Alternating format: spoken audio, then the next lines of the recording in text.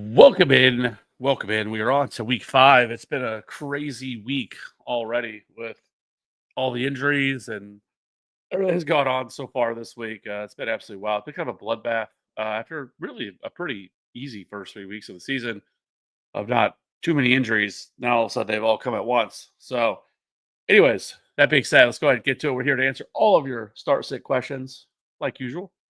So, 808, first one in here. Happy to see you. Evening, would you play golf or Darnold this week? Also for flex, need one Pittman, McConkey, or D. Mercado. So for me, this is going to be Jared Goff. I do like Sam Darnold quite a bit this week, but I would go with Goff. I mean, the matchup against the Bengals is phenomenal. The only worry you would have is if, once again, the Bengals can do absolutely nothing on offense and they don't push at all the Lions. But we have seen in Dan Campbell's history that he will continue to put the foot on the gas. So I do like Goff here. And then my other one is going to be easily Michael Pittman. I have Michael Pittman as a top 15 wide receiver this week. So absolutely love Michael Pittman here. Do you think it's worth getting Taysom Hill? I really don't. I don't know how they're going to utilize him. Obviously, it's a whole new coaching staff here, completely different. I don't really know what's going to look like with Taysom Hill, especially with the injuries coming off of. I don't think he's like some sort of priority. Like if you have large benches and you want to stash him, fine. But I don't think he has the type of role that he once had. Also, would you trade Jamar if you had him? I think it's tough because players like this that are really hard to trade because they're doing nothing right now. So you're going to get pennies on the dollar for Jamar Chase, and like we want him to like stack up, a couple of good games, and then you could probably look to move him if you wanted to. But it makes it really tough with Jamar Chase because you're just not going to get what you probably think you should out of him. So, like, if you can try, but like, I just don't think you're going to get what you think you would out of Jamar Chase. And I will say, I mean, at the very least, they have had like some of the worst run out in terms of schedule so far. Like, it's not like they've played some really bad matchups and they still haven't done anything. It is frustrating. Apparently, they're not looking to add any quarterback here, which is crazy considering they are 2-2. I mean, obviously, lost the last 2 games, but Zach Taylor was asked today if they had any interest in or looking at a quarterback, and he said no. But I guess maybe that's coach speak because you're going to come out and say, yeah, we're going to look to trade for a quarterback and just kill Jake Browning's confidence. But I feel like they have to do something at quarterback, whether it's Russell Wilson, which isn't great, but I still think he's probably better than what Jake Browning is, or maybe a Jameis Winston. That would be fun. 808, I have J.K. Dobbins. Should I stash R.J. Harvey? Should I drop Aaron Jones or DeMarcado for him? Yeah, I would definitely stash R.J. Harvey. I mean, I think he looks really good. Now, I'm not taking anything away from J.K. Dobbins. J.K. Dobbins actually played really well too, but I think at some point this year, R.J. Harvey probably takes this job, and so I would rather have um, R.J. Harvey than probably DeMarcado would be who I would drop of this because Aaron Jones should be back here before too long. And I think, as we've seen, Jordan Mason is not going to be like an every down back here. So I definitely think Aaron Jones is at least worth a stash. Back at it. Let's go. If you ever need someone to answer these questions with you, I'll hop on. Who dat? Go Saints. 0-17 season. Yeah. I can't even think of. Well, Lenore Sellers season. Suck for Lenore Sellers, I guess, who looks like might be the number one quarterback. And yeah, let me know, Walito, and maybe next week if you're available on Wednesday night, you can jump on and do some of this start sit stuff with me. We've done in the past. Been a lot of fun. So yeah, I'm down. Just let me know. And the Discord that you could join for free. It's in the link in the description below. You can join our free Discord that we have. And thanks for all the advice. No problem. ET, hey, TFA in a non-PPR league, I'm considering benching AJ Brown and my other wide receivers are Addison, Trey Tucker, Wandell. Should I start between these three or should I roll with Brown? I know it's super frustrating with AJ Brown. Not that it matters, but I am also an AJ Brown. I have him, and so it's been frustrating with him. I do wonder if we're going to get some like greasy wheel or type narrative stuff this week with all the outbursts from him and the anger and stuff that we've heard from him. I think it's possible. But I don't think I could sit him for rehab. I mean, you don't have anybody that like is it would be like a worthwhile play, right? Like Jordan. Like if you had like a Michael Pittman maybe I consider it because how much I like Pittman this week. But like Addison, Trey Tucker, Wandell Robinson, like I don't think I could sit AJ Brown. Oh, how the cool tables have turned. I got that trade done a few days ago to get Benson for Mason. Now I got to choose between DeMarcado and Harvey since the other league mate was able to get Carter. Yeah, uh, crazy with Trey Benson, right? Like everybody went out and spent all this paper, had Fab on him, number one wire reports, which they should have. I mean, at the time, it looked like it was the right move, it was the right call, and the Trey Benson stuff has been absolutely wild.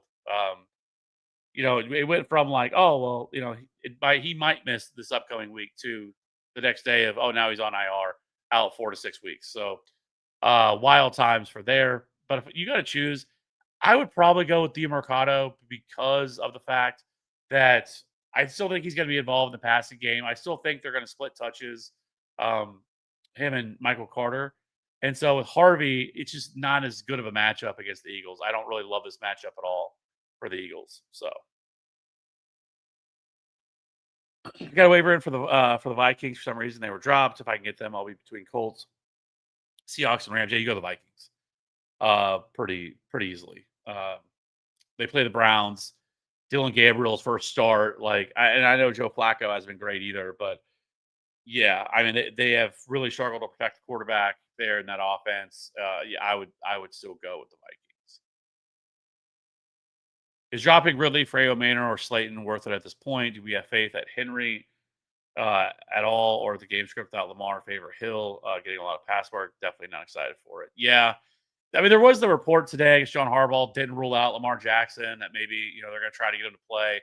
I think it would be really stupid, in my opinion. I know they're 1-3, but if he really hurts this thing significantly more, I mean, he could out be for a long period of time. They have this week, next week, and then they go on by. Um, Obviously, it's not great, but this entire team is decimated right now. Their defense is decimated, but it doesn't spell good things though for Derrick Henry because Derrick Henry is very game script dependent. He needs a positive game script. Actually, that's why I like Justice Hill a little bit this week. But I think you can definitely drop Calvin Ridley with how this offense is. I would actually lean here Darius Slayton, and so I haven't put it out yet, but I have went through this week and decided to do something a completely different piece of content. Normally, I do like the must start running backs. I always try to do the must start wide receivers, but I never have enough time to get to it because I'm only one person. And so I've actually changed, and I'm actually dropping a brand new video this week, and I'm going to go from it's going talk about quarterback, running back, wide receiver, tight end, and they're all my top plays. Basically, of the obvious. Like I'm not going to talk about Bijan Robinson or Saquon Barkley or something like that. It's just a waste of everybody's time. I'm trying to talk about the players that I think that people are really making decisions between.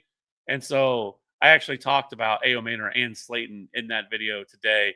I actually have both of them ranked as top 36 wide receivers, and I have Slayton above him. I have Slayton at here. I'll show you at wide receiver. Let me take the comment down. I have Darius Slayton at wide receiver 31. So, and I have Ao Manor at 35. Obviously, with buys and stuff like that, plays a role in where I have some of these guys. But I would go with Darius Slayton, and just a couple of notes from that I talked about in the video. Why I like Slayton more than the other, other than Wandell Robinson, which I think that's kind of the question mark between the two of them. But I will say, last year we got a small sample size of Malik Neighbors missing. He missed week 5 and 6. In week 5, Slayton saw 11 targets. He had 8 catches, 122 yards, and a score for 26.2 PPR points. And then in week 6, he saw another 11 targets. He held in 6 of those for 57 yards for 11.7 PPR points. It is a good matchup here against the Saints. Saints allow the 15th most PPR points. And so when I look at Wandell is very much a very short route type. I mean, his ADOT is usually like 1 or 2 yards. Like it's very much like right at the line of scrimmage type targets. Where Darius Slayton is much more of a downfield threat. He's going to get the more of the intermediate and the deep routes here and within this offense. And so I like Slayton more. I think Slayton has a much higher upside to score a touchdown. And so I do like Darius Slayton as kind of a sneaky play this week. And then Dak Jones, Knicks, or first game back Daniels this week against the Chargers. I would go with Jaden Daniels. I do like Daniel Jones a lot this week, and I like Dak Prescott as well. I think they're all top 10 options, but Jaden Daniels is a top 4 or 5 quarterback for me this week. So I would play Jaden Daniels fully healthy. We're going to play Jaden Daniels. So and then Pollard or DeMarcado for RB2. I probably would go Pollard. It's tough to play him because of how bad the offense has been, but he's still seeing a significant workload now. Tajay Spears is eligible to return this week. We'll see if he's able to. That could play some sort of a factor here. But either way, I still would probably go with Pollard.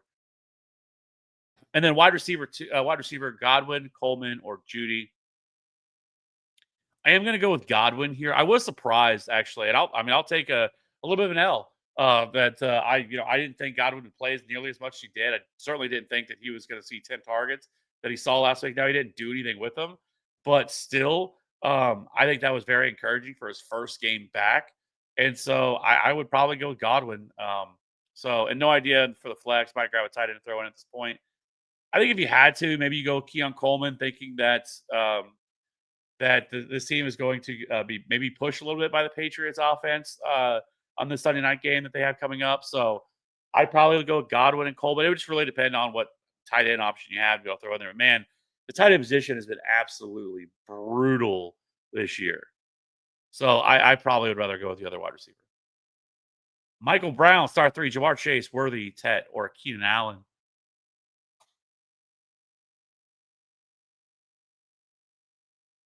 I'm gonna go with I can't say Ja'Marr Chase. I know, I totally get it, how bad this offense has been.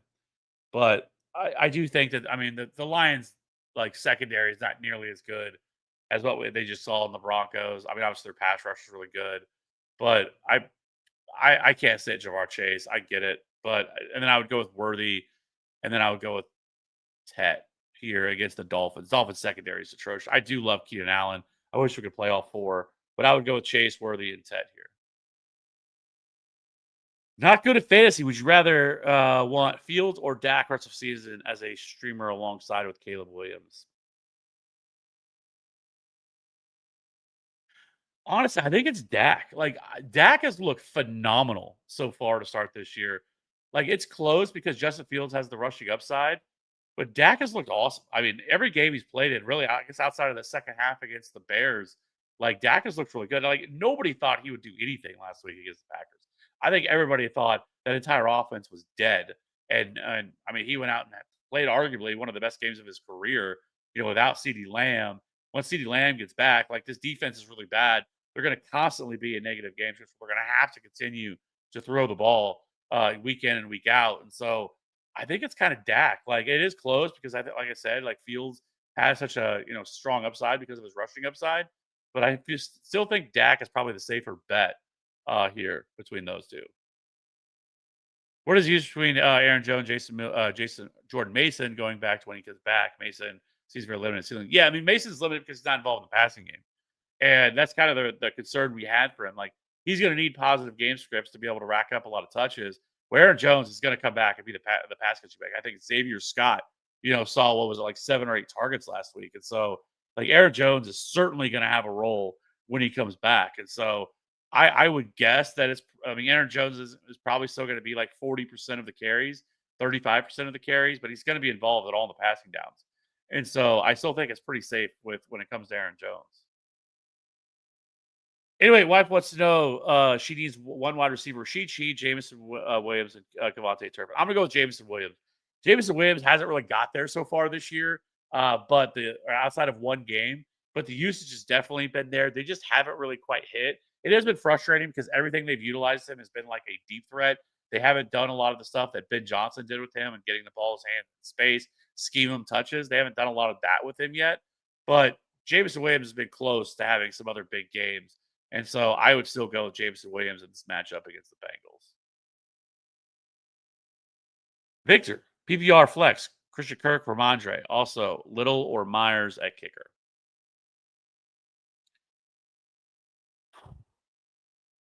I'd probably go. I'd probably go Ramondre just because I think that he sees like the work or the matchup is much better for Christian Kirk. The only concern I have, the only worry that I have with him is just the Texans want to run the ball. Like they don't want to be throwing the ball 40 times. And if Lamar Jackson's out, then I just don't see a scenario where they get pushed like that to have to throw the ball. Like, sure, Stroud can still be really efficient. Like we saw him last week in a 26 to nothing blowout. Still throw the ball for what 225 yards, a couple touchdowns. Like that's still in the bag, but I think it's less likely without Lamar. Now, if Lamar plays, then yes, I would go Christian Kirk pretty easily. But if he doesn't, I would go with Ramondre. I think he's just a little bit safer. As far as the kickers are concerned, bring that up here. I do think when it comes, let me bring this down. So for me, it's just slightly Jason Myers. I like the game environment there in that spot, home matchup. Now Cam Little is also obviously playing the Chiefs, but the Chiefs defense is very good. Like we've kind of saw like last week before Lamar pulled his hamstring. I mean that offense did absolutely nothing, and I'm really worried about this Jags offense this week against the Chiefs defense. Like they haven't shown much ability to go out and like hang in like a shootout type environment, and it feels like it could be very much that, especially as good as the Chiefs offense looked last week. So I love Cam Little, but I would lean Jason Myers here, who I also had as a top 10 kicker last week and came through. Wherever like everywhere else I saw had Jason Myers at like 18, 19 overall.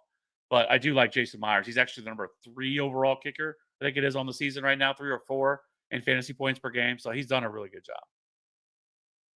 And then Victor, Fields or Daniels at quarterback. I like Fields here, but I would go with Daniels. I know it's a good matchup for against Dallas, but I would still go Jaden Daniels. I can't sit him, especially now that he's fully healthy. I mean, he's back uh, from everything they've said that he's back to full health. So, Will, no Mizzou this week. Who should I start in my flex? Cooper Cup, Amari, Keon Coleman, Juwan Johnson, or Zach Charbonnet?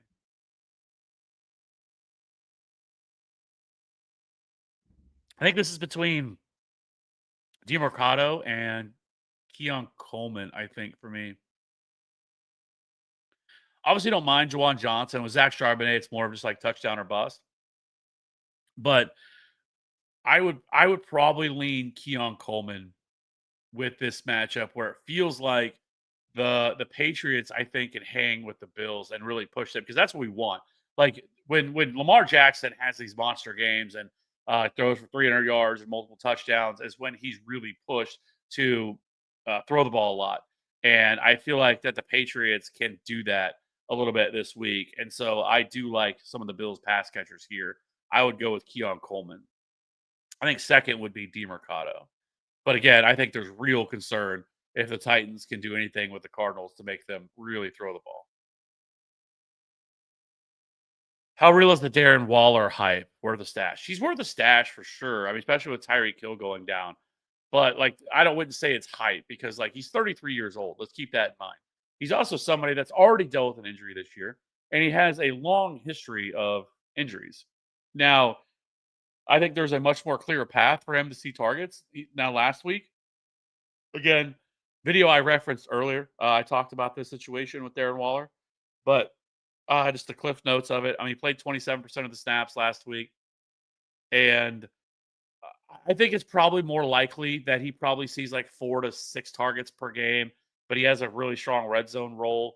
And so, like, I think he's certainly worth a look as bad as the tight end position has been. But, like, I'm not going all in on getting Darren Waller. Like, I feel like this is short lived.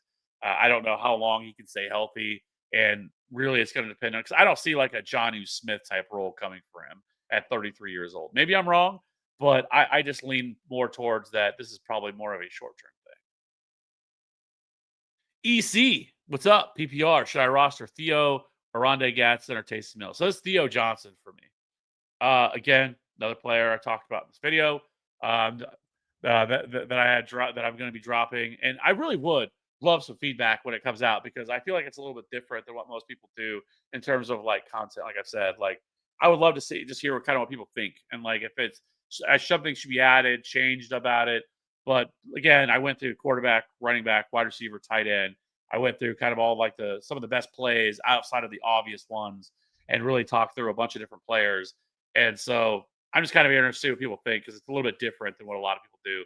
Instead of having to click like a running back video and then go to a wide receiver video, like I'm giving you all that all in one video, and it's only about 20 minutes long. I haven't edited yet, probably a little bit shorter than that. But anyways, so Theo Johnson, big athletic tight end. People aren't familiar. This dude has 98th percentile speed, 96th percentile burst, 6'6", 260 pounds. But like he was playing on an offense with like Malik Neighbors, where Malik Neighbors was such a target hog, and he's also in the second year. This is the second year in the league. Last year he got hurt. I think about midway through, a little bit later. But I think we could see a breakout here from Theo Johnson. I mean, he's already seen the second most red zone targets among any tight end so far this year. And, without Malik Neighbors, I think it kind of spreads a lot of these targets out that Neighbors was seeing, or he was seeing almost 10 targets a game. And so I think there's a scenario here where Theo Johnson sees, somewhere in the 4 to 6 target range. And that doesn't seem like a lot. But for a tight end and has a red zone role, like I think he could really sort of, I think he could be kind of a breakout target here at the tight end position. So I really do like Penn State great Theo Johnson here. Crab Gravy, what is up? What's up? Junkins or Maserati in the flex? Who is that? Is this supposed to be Mason? Maybe? Is that a nickname that I'm not hip on? It would probably be Junkins for me. And here's what I can show you. Let's go to the RB2s.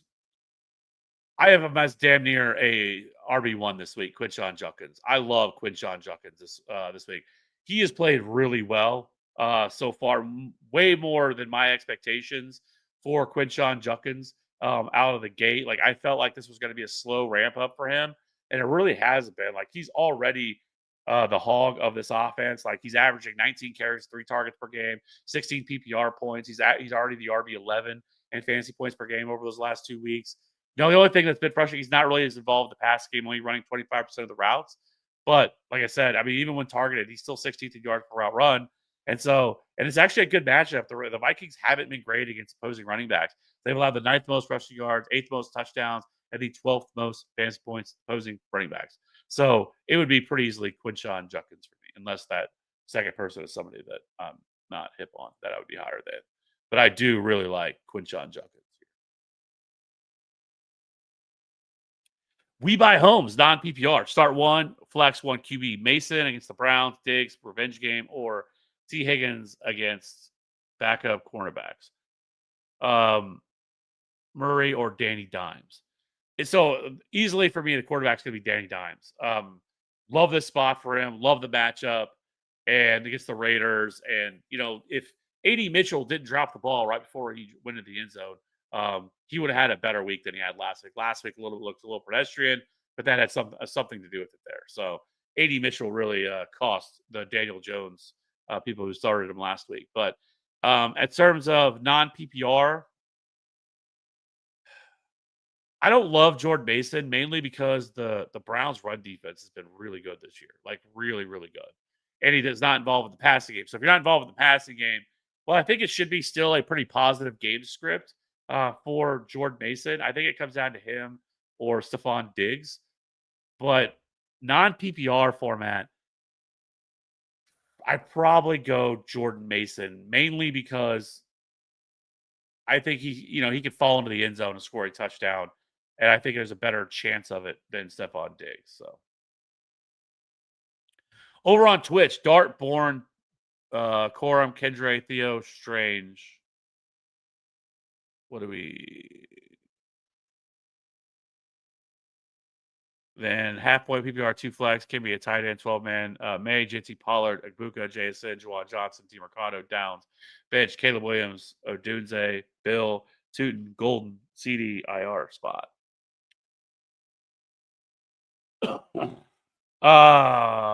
And then available Jackson Dart. So I'm good with Drake May. We're going to start Drake May. Drake May's at a really good spot this week. I actually have QB6. I say it every week. I need to change those numbers so it's easier to rate. But I would stick with May for sure. Jinty, solid start this week. Agbuka, love him. JSN, love him. Juwan Johnson, love that. As far as your flexes are concerned, let's go back to those comments. I think that's really what the question was. Let's see. So Kendrick Bourne, Demarcus Robinson, Corum, Kendra Miller, Theo Johnson, Strange. Yeah, I'm gonna stick with DeMarcado there, and I'll probably stick with Josh Downs. I do like Michael Pittman a lot more, but I still would probably stick with those two. And as far as the guys on the bench, like you don't have anybody. Obviously, Caleb Williams, Odunze is on, and Golden are all on bye. I'm not playing. I don't think I'm going to play Bill, even though it's crazy because he looks like explosive. Like he looks like the best running back they have, but they continue to do this like three-way committee where they're like splitting 19 to 20 snaps a game. I don't know why, but like Bill looks like the better running back. They're just not giving him the run out. So for me, I think I would probably stick with what you have. I think this is probably the best option as far as your waivers are concerned, or guys that are available. I would rather have the players on your team than anybody that I really see here. I do like Kendre Miller a lot as a stash, but I don't see anybody that's obvious that I would drop to get him.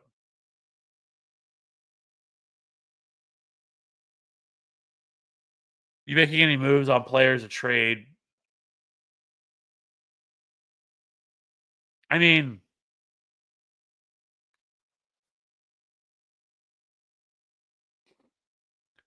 obviously, I think your biggest area of need is going to be running back because you only have, Genty's obviously great. Was phenomenal last week, but like Pollard is like an issue. I think once CD gets back, I think it'd be a little bit easier for you to make a move or make a to trade for somebody because then you have a lot more depth at wide receiver, and maybe you can flip somebody, especially if like Golden can go, but you also have a Dunze. So like you're pretty strong at wide receiver. I'd probably look at moving one of the wide receivers once that time comes, but I think that or we should be continually trying to stash running backs as we can. I think it's the other option here because obviously your RB2 spot is kind of the glaring hole. But with where you stand, at least for this week, I wouldn't want to make any like drastic changes to this.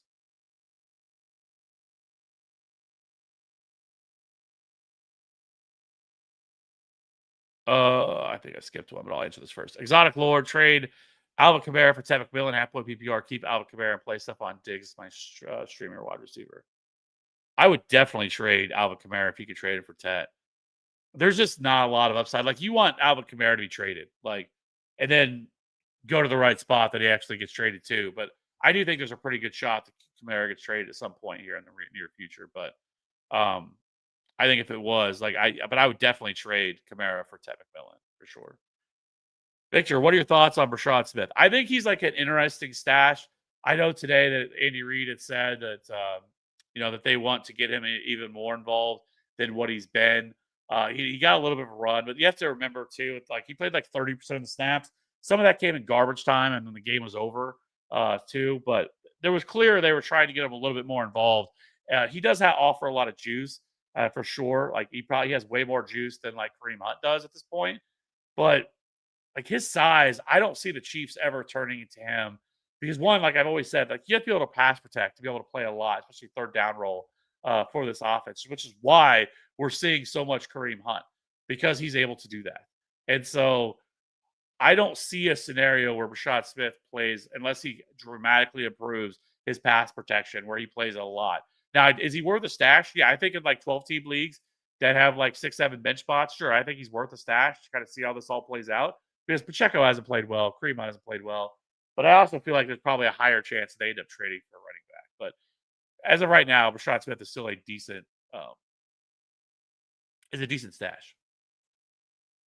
Walito need a tight end. Mark Andrews, Mason Taylor, Britton Strange, and then need to Keenan, Wandale, Jerry Judy, Dylan Gabriel, Tillman on IR, Devon Smith, AJ Brown, shadows for PS2.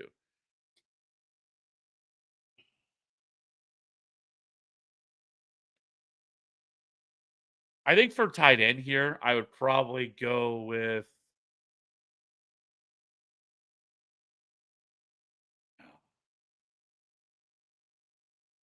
I would go Britton Strange. I just think I feel a lot better about Britton Strange against the Chiefs in this matchup they have with him than I do with Mark Andrews without Lamar. If Lamar were to play, I would go with Mark Andrews. But we also saw Isaiah Likely return last week, and basically they basically played the same amount of snaps, which is obviously always going to be a concern with Mark Andrews. But without Lamar, I have very little interest in most of these guys with Cooper Rush. So I would probably go with Britton Strange at tight end. Wide receiver, Keenan Allen is a lock. And then I would go with Devonta Smith here as my other wide receiver for me.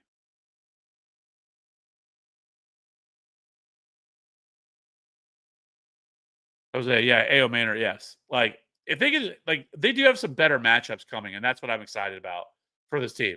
Because, like, they've had a really brutal run of the schedule. Like, I mean, you couldn't ask probably much worse in terms of the schedule they've faced so far this year and just the run out of defenses they've had to face. But don't get me wrong, their head coach is terrible. Like, I don't know what they're doing. They stripped the play calling duties away from him. But instead of giving it to the offensive coordinator, I think they gave it to like their quarterback coach or something like that. Like, and this is a disaster. They need to fire everybody there before they ruin Cam Ward. Because I do think Cam Ward is flash. Like, like none of this is like this offense is just bad. But I will say the rapport that he's shown with A.O. Maynor, I think, is real, and he's going to continue to be somebody that we can look at, especially now the bye weeks are here, as a real flex option. EC Dak or Daniel Jones rest of the season. Oh man, that's tough. 'Cause I like both of them a lot, but I would probably still go Dak. Like I was huge on Dak entering the season. Like I thought exactly what stuff we're seeing is way it's playing out. Their defense isn't very good. They have to throw the ball a ton, and then once they get CD back, like I mean, Pickens looks great right now in this offense. Jake Ferguson, like they're just going to continue to have to throw the ball a ton. I like Daniel Jones a lot, but when you have Jonathan Taylor, there's going to be a lot of weeks where they just lean a little bit more on Daniel or on Jonathan Taylor than they do on Daniel Jones. So I would go with Dak here. Drop one, Fields, Dart, or T Law. I would just drop Trevor Lawrence at this point. I think this offense is just gross. So Fields and this will start. Yeah, I think I was the one earlier about Fields or Dak. It's close. Like I think both uh, are very good plays. And like I said, Fields though there's a little bit more boom or bust in him. There's got to be weeks where it's not as great. Like obviously last week it was against the Dolphins, so and the Dolphins defense is horrendous. So like some of those things should be taken into consideration. But yeah, big boy thoughts on trading Josh Jacobs for Rasheed Rice and Jalen Warren three. Yes, like well let me rephrase that. I shouldn't just go quickly and say yes. Um, what are your other running backs? Like what are you left with? Like Jalen Warren, I think is still going to be like he'll be back, I think, next week, week 6. But like, I mean, he's still probably like a low end RB2 or a high end RB3 on a lot of weeks, splitting touches with Kenneth Gainwell. Like, but like Rasheed Rice, I think is going to be a top 12 to 15 wide receiver once he comes back, like rest of season. Like Rasheed Rice is going to be just a target hog when he comes back. We've seen it every time he's been on the field. Last year he's had all this time to heal up. I think he's going to be ready to go. Like Rasheed Rice is going to be an absolute target hog, and like the buying window for Rasheed Rice is closing. You have a couple of weeks left. Like if you're a 3-1 team, um, and or 4-0 right now, I am looking any way possible to try to go out and trade for Rasheed Rice. Hopefully, whoever's took him is a guy that's 0-3 right now, or 0-4, excuse me, or 1-3 and just desperate for players. Like I'm doing whatever I can to try to acquire Rasheed Rice because he's not going to be cheaper than what he is right now once he comes back. Bronson trade DJ Moore and Cooper Cup for Keenan Allen. Yeah, doing that no problem. Is this accidentally Walito's burner? I don't know if I've ever seen two Saints fans before. That's phenomenal. Kidding. But yeah, show yes, I would easily do that. Defense rankings. Saw that.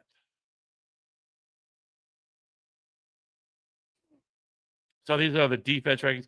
You can also go watch because I know you said your defense rankings. You can actually go watch. I did a video on kickers and defense. It's not very long. It's like 6 minutes on the top defenses this week, and already has us in there. But yes, these are the defensive rankings. Kanoa, Aloha, rank assuming all healthy.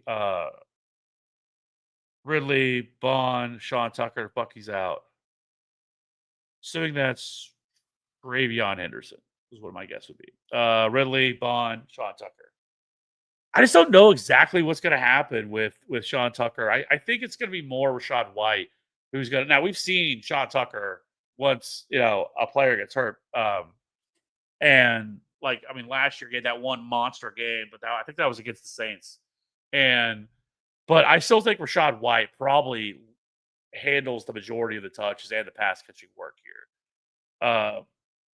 So I don't. I think I picked him up today in a league as well as like just to kind of see what's going to happen with Bucky Irving. But I mean, even Todd Bowles was trying to say like, oh, maybe he's able to come back this week.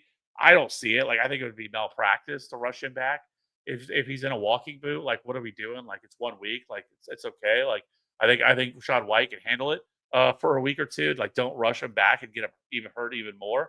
Like, that doesn't make any sense to me. So I think of if I had to rank them, I probably would like I hate it because I don't love Travion Henderson just because of the role. But maybe, they unleash him a little bit against the Bills as more of their pass catching back here. So I would probably go Henderson,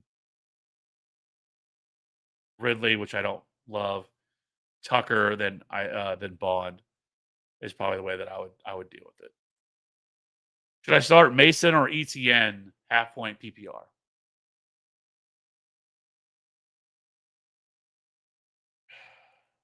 Um, it's really close for me, but I would lean Travis Etienne here against the Chiefs. But it is really close. It's just, and the Chiefs are pretty stout against the run as well.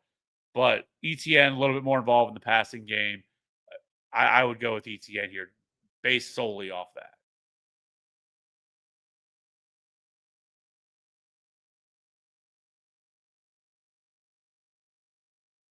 Show your tight end rankings. Here they are. Where was I at? See, messed myself up. Oh, there it is.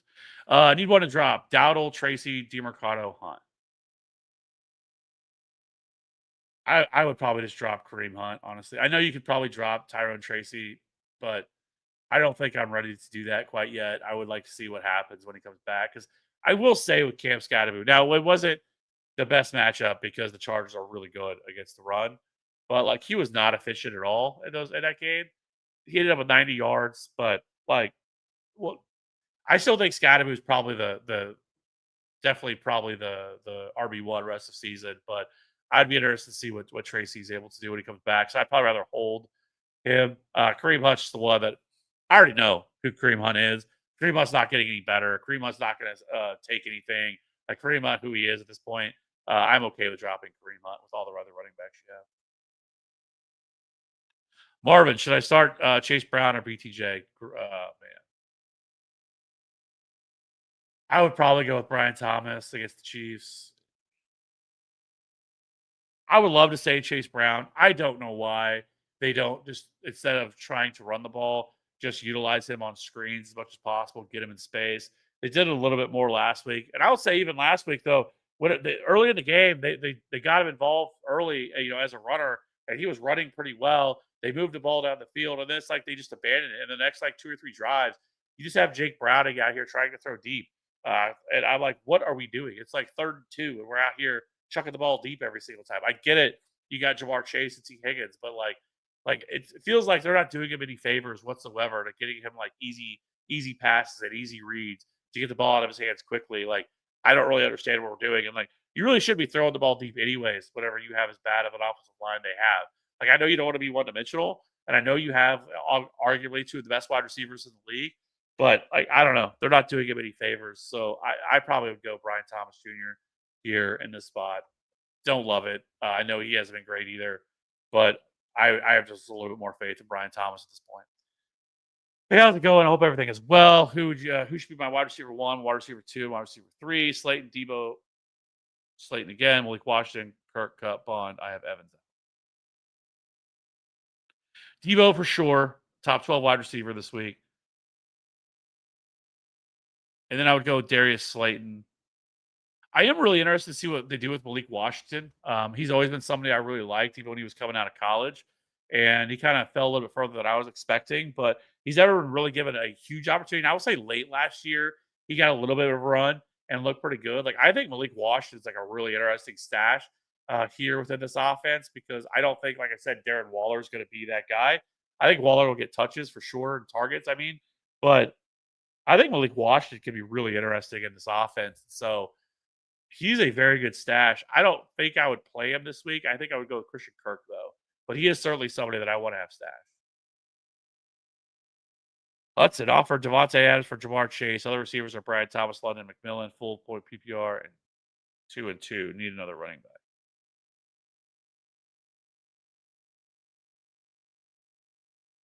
Offer Devontae Adams for Jamar Chase.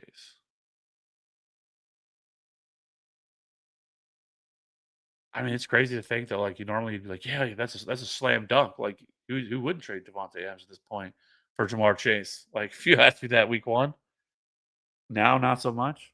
Um, I probably would hold Devontae Adams there. Crazy as it sounds, like, but Devontae Adams has been awesome within this offense with the Rams. Like it's so consolidated between him and Puka that like I mean Devontae Adams is probably going to finish as a top 15 wide receiver this year. And right now, I just don't have any faith whatsoever in this in the Bengals offense. But I mean, Devontae Adams now has posted, 3 straight weeks where he's been 14.6, 15.6, and 22.6. Like he's been super consistent. I mean, he's seeing a ton of his first rate target share, his red zone target share is second among all wide receivers. He's seeing almost a 27% target share. His first read target share is top 15 among wide receivers. Like, I don't want to get rid of Devontae Adams. Now, if you were being offered Devontae Adams, I guess that could be the other way around too. I would probably do it if it was me, depending on which way this goes. I'd just rather have Devontae Adams. Hi,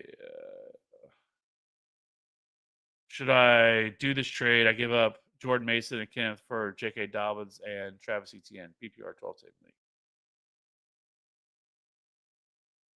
Should I do Mason and Kenneth Walker for Dobbins and Etienne? No, I would. I'd probably rather have Kenneth Walker, honestly. I know Dobbins has looked really good, but and then Etienne has looked good, but I just don't know. Like, can he hold up all year, do this all year as well as he's played? Yeah, Bayshaw too, kind of nip it at his heels. I know Kenneth Walker's been frustrating, but I still think I'd rather have Kenneth Walker. Hey, how's it going? Hope everything is well. Who should? Oh wait, did we ever get that? Yeah, we got that.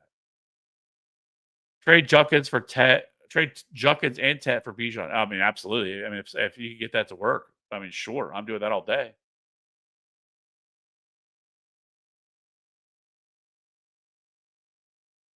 At what point should I consider starting Warren over Bowers this week? Like this week, like Brock Bowers is hurt. Like he's definitely hurt. You watched last week. I know last week wasn't as bad of a performance, but like he's limping a lot. He's wearing this big brace. Like he's hurt. He's not right. I don't know why they're playing him every single week. Um, but like it's Tyler Warren, and as crazy as it sounds, because I love Brock Bowers. I think Brock Bowers is a monster whenever he's healthy, but he's not healthy right now. And so it's Tyler Warren. Like I Tyler Warren, rest of season is a top 3 or 4 tight end. And so just right now with how they're playing, like if I had Tyler Warren, I'm playing Tyler Warren. Shelton, my quarterback is on bye this week. Who should I pick up this week from waivers? Tua, Bryce, Trevor, or Gino? Sheldon, is Sam Darnold available? I'd rather play Sam Darnold than any of these. But if I had to choose,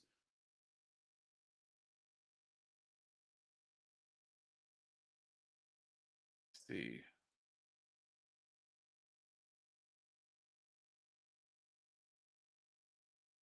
And I do have to choose. I would go with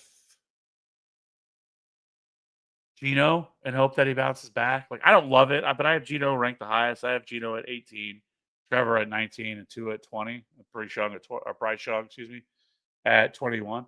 Um, Gino just hasn't looked as good this year, but I would probably go with Gino in what could be a very much a shootout type potential here with Indianapolis. So yeah, I would go with Gino here.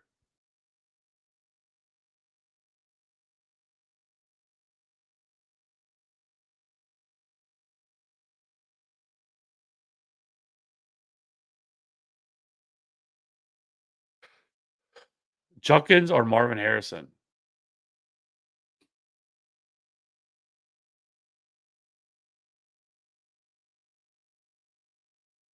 See?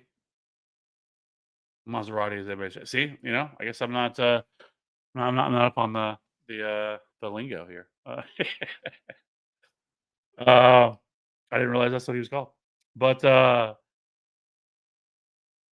I would go with Marvin or excuse me, I would go with Judkins. Like I've said, like, I really love Judkins. I actually like Marvin Harris. I think he's kind of an interesting play, especially after the strong second half that he had in that game. But, um, I would go with Judkins here. I think it's pretty easy. Just I don't know how much the game script's really gonna be in Marvin Harrison's favor,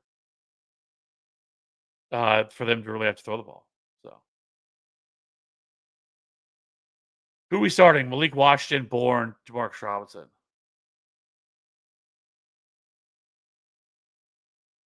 I'd probably go with Malik Washington. Flip I just don't really know what to expect at all tomorrow from the 49ers offense at all. Like, they're running, like, the Chiefs scrubs that have like, with Sky Moore and MVS and Demarcus Robinson, all their cast-offs, and then Kendrick Bourne with Mac Jones. Now, Mac Jones is, like, proven, like, he could be, like, a adequate backup quarterback for sure, but you're not we're talking about, like I mean, this is, like, bottom of the barrel type weapons here for Mac Jones. Like, I don't it'd probably be between Malik Washington and Kendrick Bourne. I think it would be the 2. Um, I think upside-wise, Bourne probably has the higher ceiling.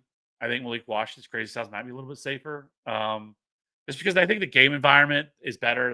They're playing the Panthers. The Dolphins are. I have a lot of respect for the Rams defense. I think the Rams defense is going to have a field day tomorrow with this offense and the 49ers, but maybe they scheme Kendrick Bourne some touches. So, but I probably lean Malik Washington.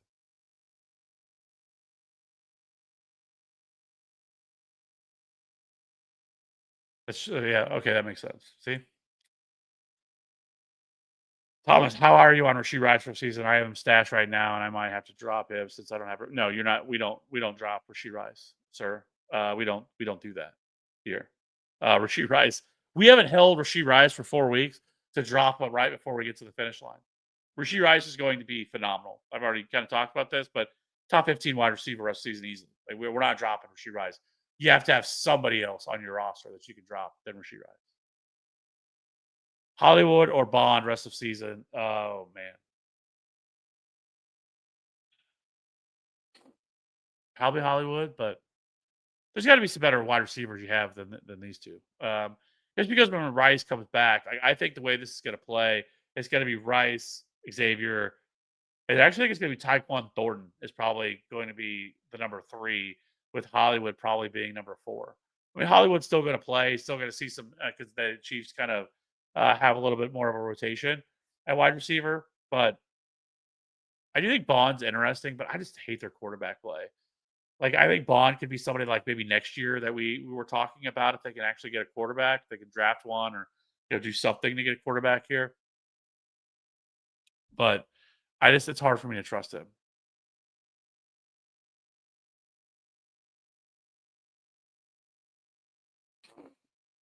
Carson Wentz or Sam Darnold? Let's give me Sam Darnold.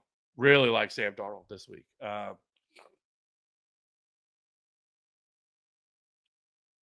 So Sam Darnold, on the surface, if you just kind of look at his numbers, like he wouldn't look great. He's averaging 14 fantasy points per game. You'd be like, oh, that's terrible. And he's 15th in fantasy points per dropback. However, I mean, if you have to remember that week 1, he only scored 5.4 fantasy points per game in that first week. But since then, he's actually been the QB 14, and he's actually QB 8 in fantasy points per dropback. And this is a team that hasn't really thrown the ball a ton. He's only had 30 pass attempts once this year. But I do think this is a spot where the Bucks will push him. Darnold also ranks second in yards per attempt and third in deep ball completion percentage. So, and the Bucks are allowing the 9th most fantasy points to quarterback. So this is going to be Darnold for me on this one. Over on Twitch, I'm a potato. Should I trade Chase Brown as A Flowers for Roma Dunze and Travion Henderson? Yes. Yeah. This is about as good as a sell high as we can get right now. With Chase Brown and then Zay Flowers. I mean, Zay Flowers is gonna be fine once they get back, but yeah. How about a three, full PPR, Kyler, Brees, Kenneth, Amon-Ra, MHJ, Andrews, Ladd, Bills, defense, Jake Elliott, bench, Mason, Mercado, Charbonnet, Caleb Williams, Pacheco, Aaron Jones. That's crazy too, especially with how good Amon-Ra St. Brown has been. Like Amon-Ra St. Brown has been an absolute menace, especially the last couple of weeks. You know, MHJ had a good week last week, but obviously tight end has a big, great. Andrews has that one game. Who knows if you're even starting or when that happened? Kyler Breeze hasn't been great for most of this year. He's had a couple decent weeks, but Kenneth Walker's been super inconsistent. Like I could see it being 1 and 3, but I don't think I think there's some stuff we could do here that you could. It's I wish Lad McConkey had a little bit more value, like because I would like to move off of that, but he's just been really bad so far this year. I think maybe if you could take like Jordan Mason, um, and maybe with the news of like the DeMercado stuff, like if you could flip them in like a package for probably another running back, to be honest. I would look to maybe stream. I think with this situation, obviously this week, but like especially with your team, like, I don't think you really need to have two quarterbacks here. Um, I would rather have a little bit more depth, but at the other positions. But Pacheco is like rough because he hasn't been great. But I don't know if you could drop Pacheco at this point. Um, and Aaron Jones on IR. I mean, Amon is obviously there. Your and hopefully Kenneth Walker, because Kenneth Walker has been a lot more of like a workhorse lately, but he's getting chucked on the goal line by Zach Charbonnet, which is super frustrating. But yeah, maybe try to do something like that. Take a Mason DeMercado. You're not going to get like a huge upgrade over it, but like trying to incrementally get better. I think it's probably the aspect you could look for here.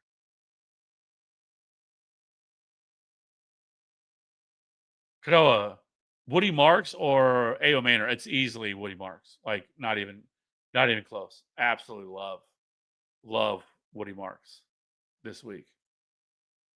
My Junkins, Tet, and Hunter Henry for Bijan. Yeah, again, we're doing this all day. Like if you can get Bijan Robinson, we're doing it. Like without hesitation. If we can pull that off, like easily. I mean, I would do that for Junkins and Tet and Hunter Henry just for Bijan Robinson.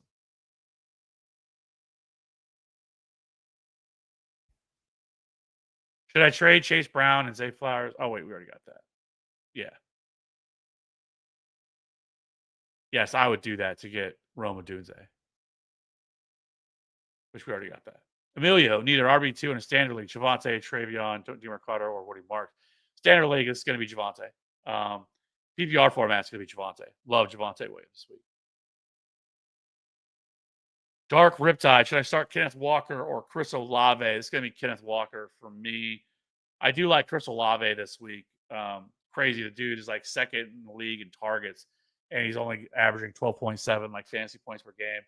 He's one of the rare like volume is king players where the volume's not stacking up so far with the usage that he's seeing. But uh, I do like this spot though against the Giants. The Giants have really struggled against wide receivers, but I still would go with Kenneth Walker.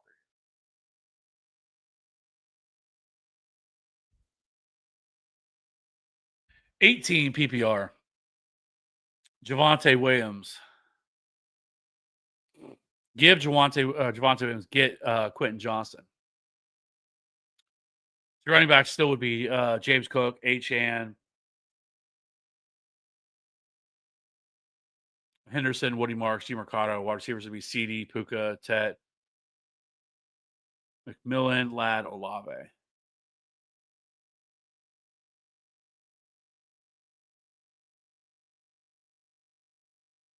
Man, when you get CD Lamb back, this team is going to be ridiculous. I know it's an 8-team league, but Puka is just on another planet right now. And I think CD Lamb will be too. Um, I probably honestly, as crazy as it sounds, I really like Quentin Johnston. I probably hold because like your depth at running back kind of starts to fall off at that point without Javante.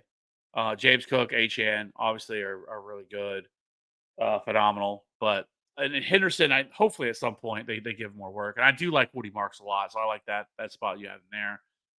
But I feel better about your wide receivers. Like I know for the initial part of it, it probably would help you with Quentin Johnston when just without CD Lamb. But I mean, I don't know how. I think CeeDee Lamb's probably only out for another week or so. They didn't put him on IR, so I don't think this is a long term thing for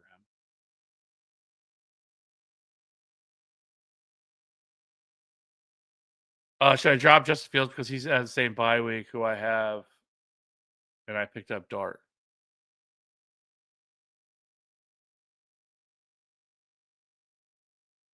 What is the?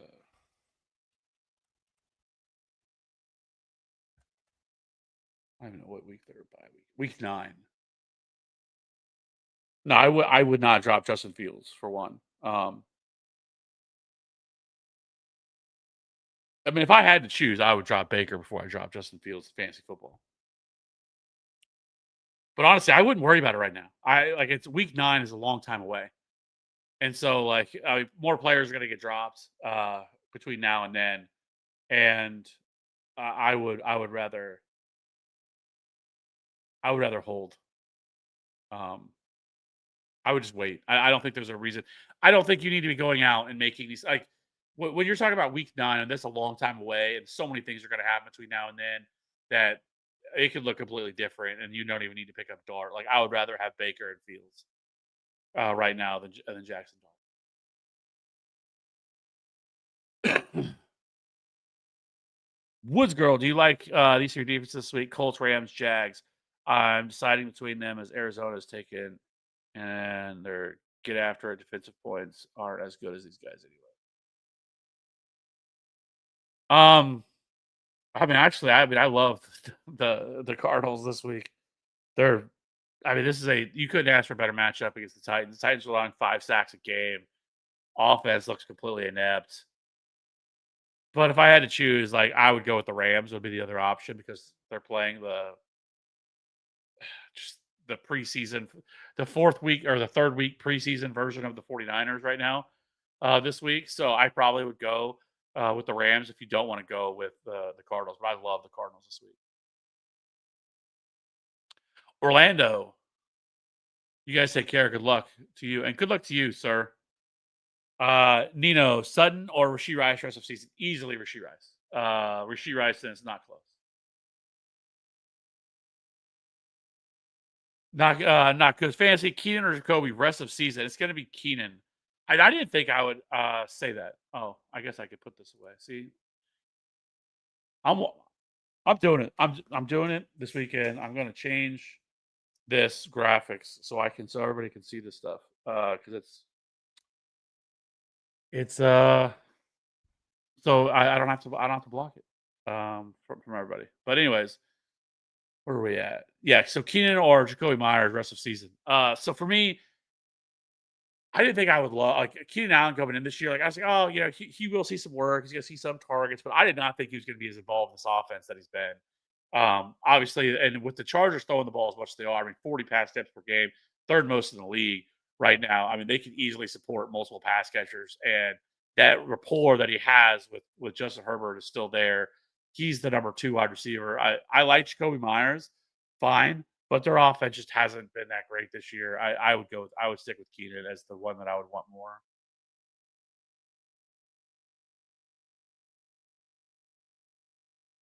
Malik Yes is interesting. Also, Keenan is a field stretcher on the type. Yeah, but I mean, let's be honest. Um,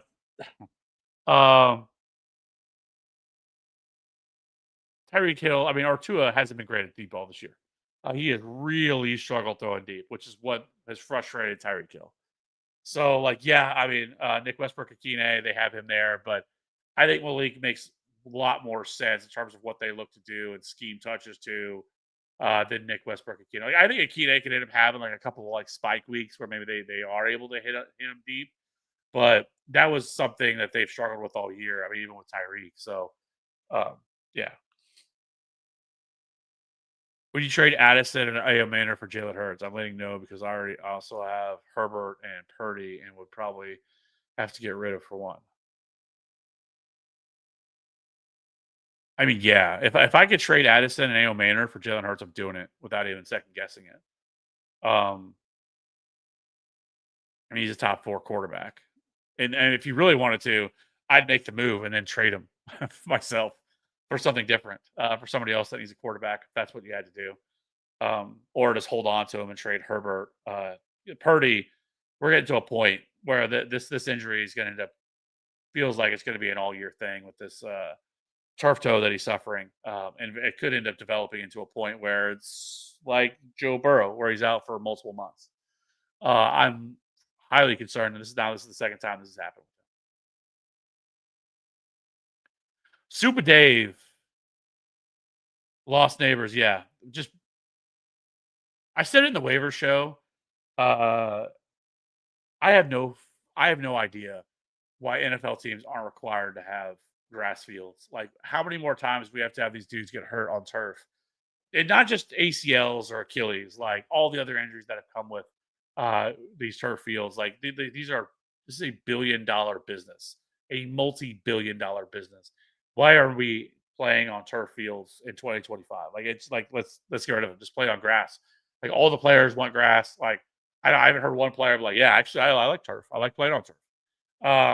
I don't get it at all. It's super frustrating, and it was frustrating to see Malik Neighbors go down. Sutton, Egbuka, Myers, Adams, PPR, pick 2, Hurts or May. Thanks. I would go with Jalen Hurts, and then wide receiver, I'm going to go Egbuka and Devontae Adams.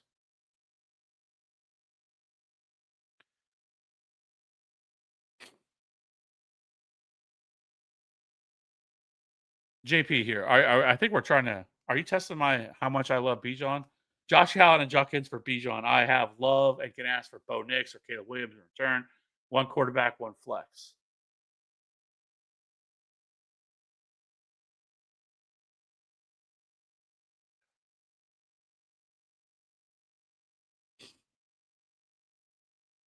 Yeah, I think I still do it. Like Bijan is just, I mean, he's a he's a number 2 or number 3 running back for the rest of the season. Like I love Josh Allen, but I like Quinshon Judkins, but um, I would probably do it. You have Love. I think Jordan Love is still a top 12 quarterback. I mean, maybe if you want to ask him to throw in like Caleb Williams, so you have like another quarterback to kind of alternate with or play matchups with, you could do that. But I always want just the best player, and I think Bijan Robinson's the best player you're getting here, and especially in a one quarterback league. Trade Jordan Mason and Woody for Bucky. Yeah, I would do that, no problem. I know it's a little bit worrisome now with Bucky and this injury, but it does sound like it's a minor issue. It's not going to be a long term thing. It sounds like at most maybe just out this week. So, but I would do that. Jordan Mason is going to lose volume especially once Aaron Jones comes back. I think that's for sure. And I love Woody Marks, but I don't like last week. That was against the Titans when they play like real defenses, and it does concern me a little bit because of how bad their offensive line.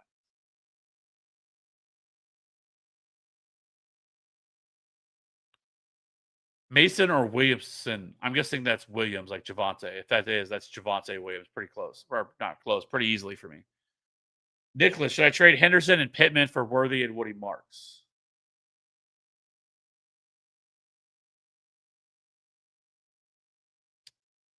Yeah, I think I'd do that.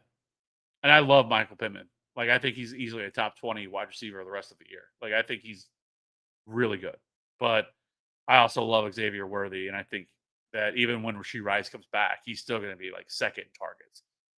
I think really who it hurts the most is going to be Travis Kelce. I think Travis Kelce is going to draw near dead once Rashee Rice comes back. Like he'll still see some targets and stuff like that, but he already hasn't been seeing a lot of targets. But when Rashee Rice comes back, and you have Xavier Worthy, I don't think Kelsey's going to see a lot of targets. To be honest.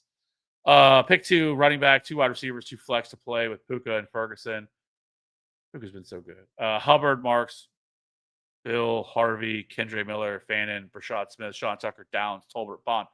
So the running backs we're gonna go with Woody Marks for sure this week, and then we'll go with Chuba Hubbard.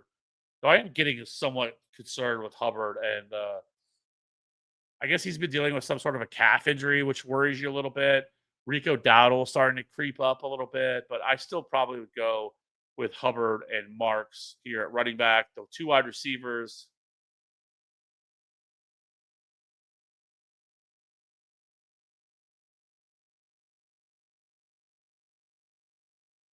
Oh man, Super Dave.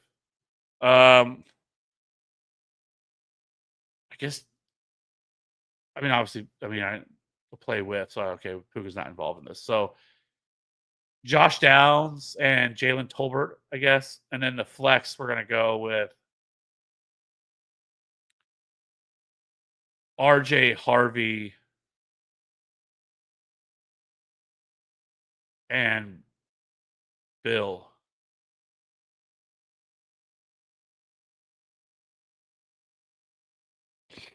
Not able to get Michael Carter today?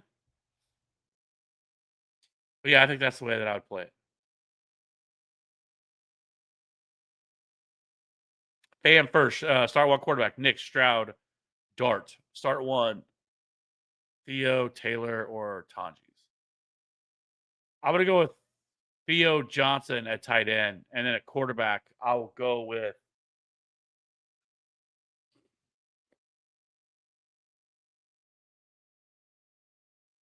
honestly here, I would probably go with Stroud, but I think if you're wanting to shoot for a little more ceiling, I would go with Jackson Dart. Probably has a little more ceiling. And I know a lot of people are gonna like Bo Nix, and Bo Nix coming off a strong week last week. But even in that game, that was a terrible, terrible, defense that he was facing. But for the most part this year, Bo Nix has not looked very good. I don't love this matchup against the Eagles. Um, and honestly, like he's not he had like this his offense hasn't been like phenomenal so far this year. And so I think I probably would go with if it was me and I was in your spot, because the only concern I have really truly with Stroud is like because the matchup is phenomenal against the Ravens, but is do they even need to throw the ball that much in this game with how bad the Ravens defense is and without Lamar Jackson? Now, if Lamar Jackson were to play, it would be easily Stroud for me. But since he looks like he's not going to play, I think I would go if it was me. I'd probably go Jackson Start with the concern that Stroud just doesn't get pushed at all. He ends up only scoring like 12 to 14 points just because he doesn't really need to throw the ball. I guess is the way that I would look at it. RJ or Woody Marks? Easily Woody Marks. Easily Woody Marks. Few. I have Woody Marks the top 20 running back. Truth Teller, happy to see you in here. How's it going? Would you trade ETN or Jordan Mason for T Mac? I have Bijan and HN my running backs. I need wide receiver help. Yeah, if you could trade Jordan Mason for Ted McMillan, I'm doing it all day. Like Jordan Mason's limited ceiling. It's kind of what we talked about before. I would go with Jordan Mason if I could trade one. Jonathan, you think Roma Dunze will continue to his top 3 to 5 wide receivers? No, I don't think he's going to finish being a top 5 wide receiver for the rest of the season. Like, I don't think that's going to happen, but top 15 for sure. Like, I think that is well within the range possibility. DJ Moore is not a scheme fit for this offense with Ben Johnson. He's going to continue to see a heavy workload. I think a heavy target share in the offense. He's not going to be a top 3 to 5 wide receiver rest of season, but I think that he's in the 10 to 15 range for sure. Steve, Waller or Ingram? So I'm not playing Ingram. Ingram's a drop. Like, you haven't noticed, he's not even on my top 24. He is not like it's kind of I've been saying this for weeks now with Evan Ingram, and people have been ranking him as a top 15 wide or tight end for the first couple of weeks of the year, and I haven't because he is not a good fit. Like he was a complete volume monster with Jacksonville, and that was it. He was never going to see that here with this offense, and it's clearly that he's not. And so I have zero interest. I think there's so many other tight ends that I'd rather take a shot on than Evan Ingram. Like, we have mentioned here, like, I mean, even just for this week, Tommy Tremble, who's coming off a 15 PPR point game, I think is in a good spot. Theo Johnson, I think, is a better long term ad. Mason Taylor, rookie tight end, I think he has looked really good in an offense with that I don't necessarily love with the Jets, but who else they throwing the ball to outside of Garrett Wilson at this point? Some check downs to Brees Hall and Isaiah Davis. So like all those guys, I'd rather have um, than him.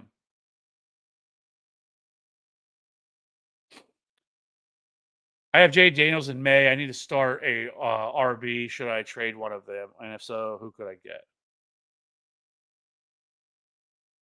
It's really tough when it comes to trading quarterbacks, especially in a single quarterback league, because there's just not as much excitement around quarterbacks. Like they're just easier to replace. So like you're not going to be able to usually go out and trade for like a high end running back unless a team just absolutely desperate. But you're not going to be able to trade for like a top 10 running back. Like you would have to trade. I don't know. Like it really is tough without like seeing it, but like you probably would have to try to buy low on a running back or something like that, or maybe try to trade for a Woody Marks, or like try to buy low on Chase Brown and hope he bounces back or something like that. But with just a straight quarterback, you need probably more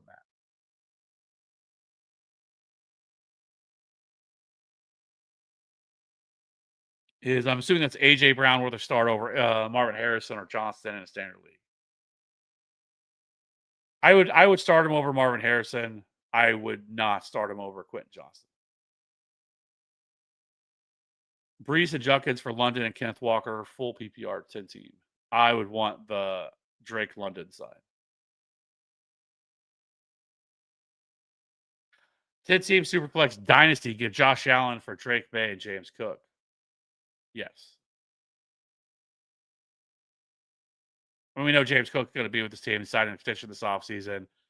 This role is phenomenal that he's in with Josh Allen. Drake May, I think he's like baby Josh Allen at this point. I think they continue to put weapons around him long term. His rushing upside is there. And it's super. I still do that. I would make that move.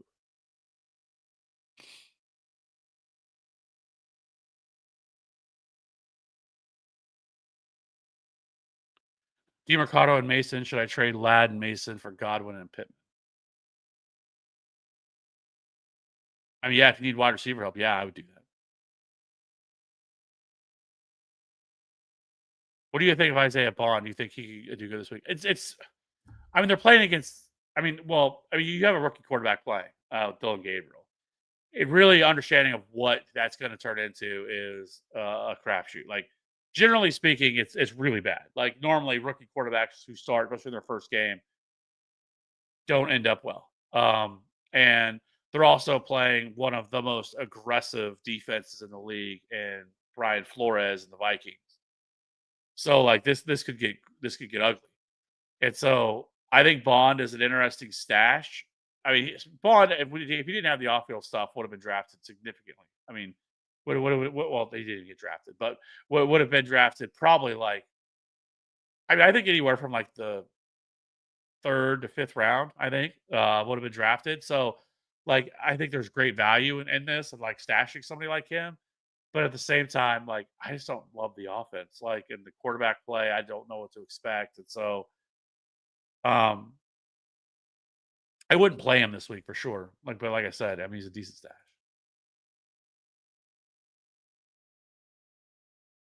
Don't worry, I have Rice sitting on my bench for 2 more weeks. Yeah, that'll be nice.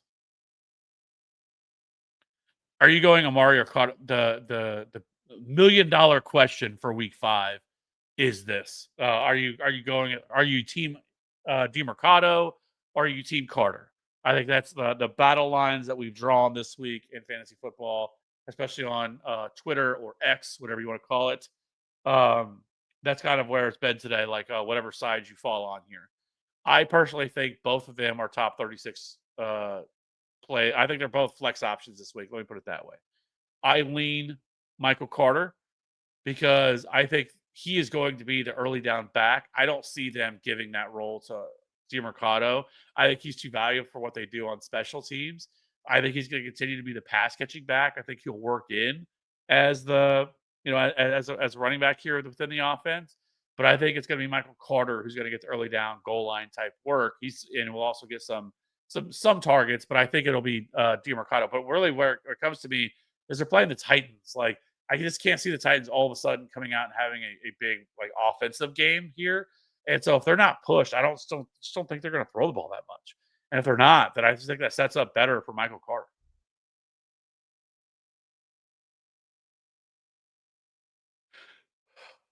Any chance the Bengals switch to quarterback? Like they'd have to trade for one. And I mean, if you believe Zach Taylor, he said today they have full confidence in Jake Browning, and they're not going to do that. And so I don't know.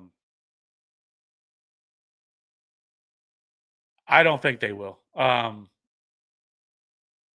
Unless, well, I mean, it's gonna probably continue. You know what they should have done is they should have thought about all this before the season started and actually upgraded their offensive line, put money in their offensive line instead of signing both Jamar Chase and T Higgins. Maybe they just signed Jamar Chase and not signed T Higgins and spent some money on their offensive line, so then their All Pro, All World quarterback doesn't also get hurt because they are constantly getting under pressure, constantly taking sacks because of how bad their offensive line is. But I think it's possible. They're 2-2. Lose a couple more games. I could see them trading for a Russell Wilson or a James Winston. Now, James Winston would be the one I would want just because he has that gunslinger. Like he's just going to go out there, throw the ball around without care. Russell Wilson, the one I'd be much less excited about if that happened. Stash Giddens or Isaiah Davis. I think Isaiah Davis would be the one if like you need a little more standalone value, something that's going to have a role. Giddens would be the one that like he is a pure handcuff, but if something happened to Jonathan Taylor, he is going to probably be that guy. Like he's going to guy that's going to step in and get the role. But I think Isaiah Davis has a much more clear like he's going to see targets, he's going to see opportunity right out the gate, and you could have a couple of weeks where it's usable, especially because Braylon Allen injury sounds like it's pretty substantial. Are we going Amari or DeMercado? Yes, I am on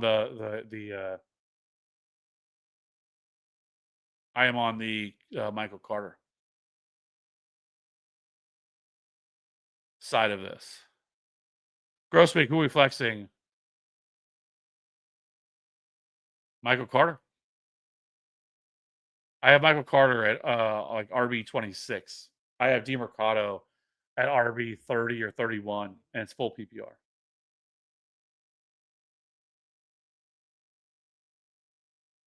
Yeah, Carter said he's the starter during the press conference. He did, yeah, and so I'm sure he just didn't say that out of nowhere. I'm pretty sure he probably was told that by the coaching staff. So trade Jacobs for CeeDee Lamb. Yeah, absolutely. I mean, if we can pull that off, I guess it would also depend on what running back she'd be left with. I wouldn't want to just do that blindly either. Oh yeah, that's right. You lost Neighbors, so that makes more sense of why you're. That's how I have it. Someone snagged Carter after the bits of news broke before me. Things. Yeah. Fu, May or Dart? This is okay for me. This is easily Drake May. Drake May is a top 6 or 7 quarterback for me this week.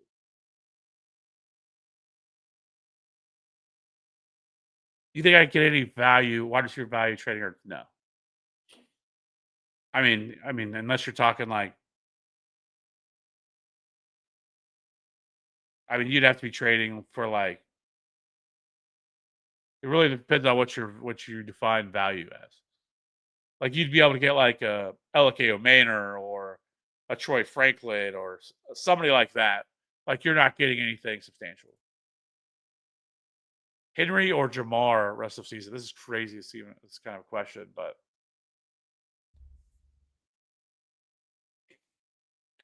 I mean at this point,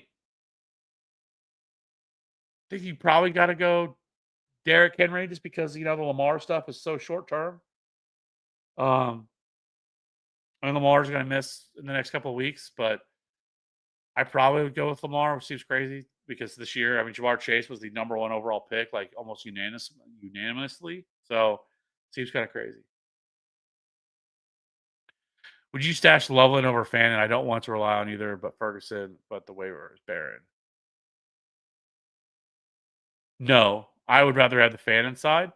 Just because there's so many players there in Chicago where I think there's a real shot that we see David Njoku traded over the next couple of weeks before the trade deadline. I think they love Harold Fannin, and I think that I would rather hold Harold Fannin for that.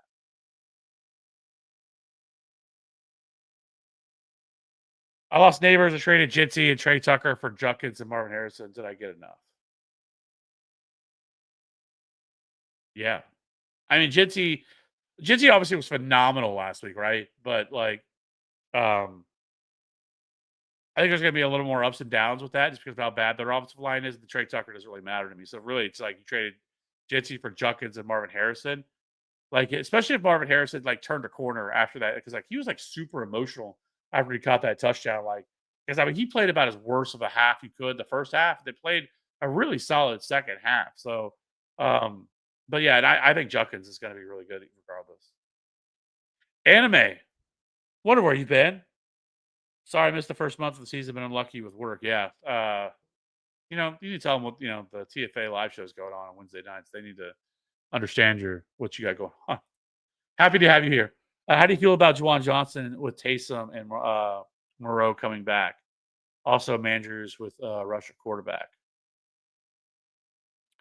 I don't think those are going to really affect Juwan Johnson. I think they really like Juwan Johnson. They also paid Juwan Johnson quite a bit of money this offseason too. Taysom Hill, I tend to think that he's more done at his age. New coaching staff here. I don't know how they're really going to utilize them. I see a little bit of stuff that he does, but I just can't imagine he has the same explosiveness that he had before. And then Foster Moreau, I think he's just a tight end too. Like I don't think this is going to limit Juwan Johnson in any way in the way that he's been utilized this year.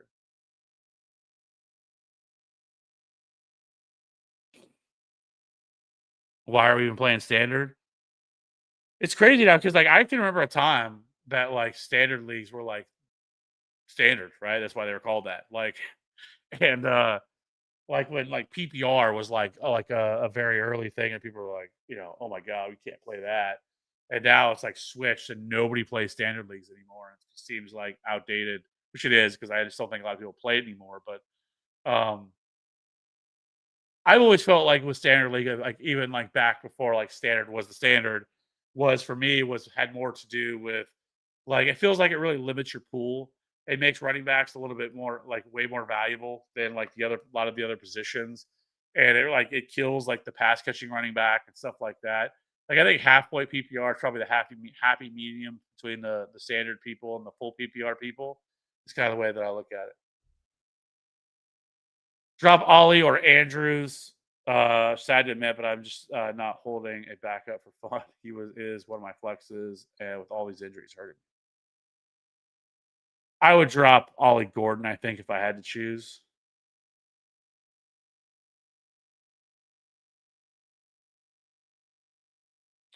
start Field or Josh Allen. Yeah, yeah. What Super Dave said.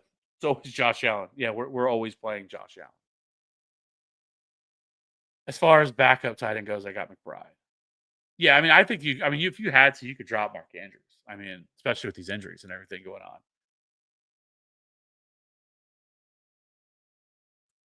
Because outside of McBride's bye week, when are you ever going to start or Andrews over Trey McBride? Never.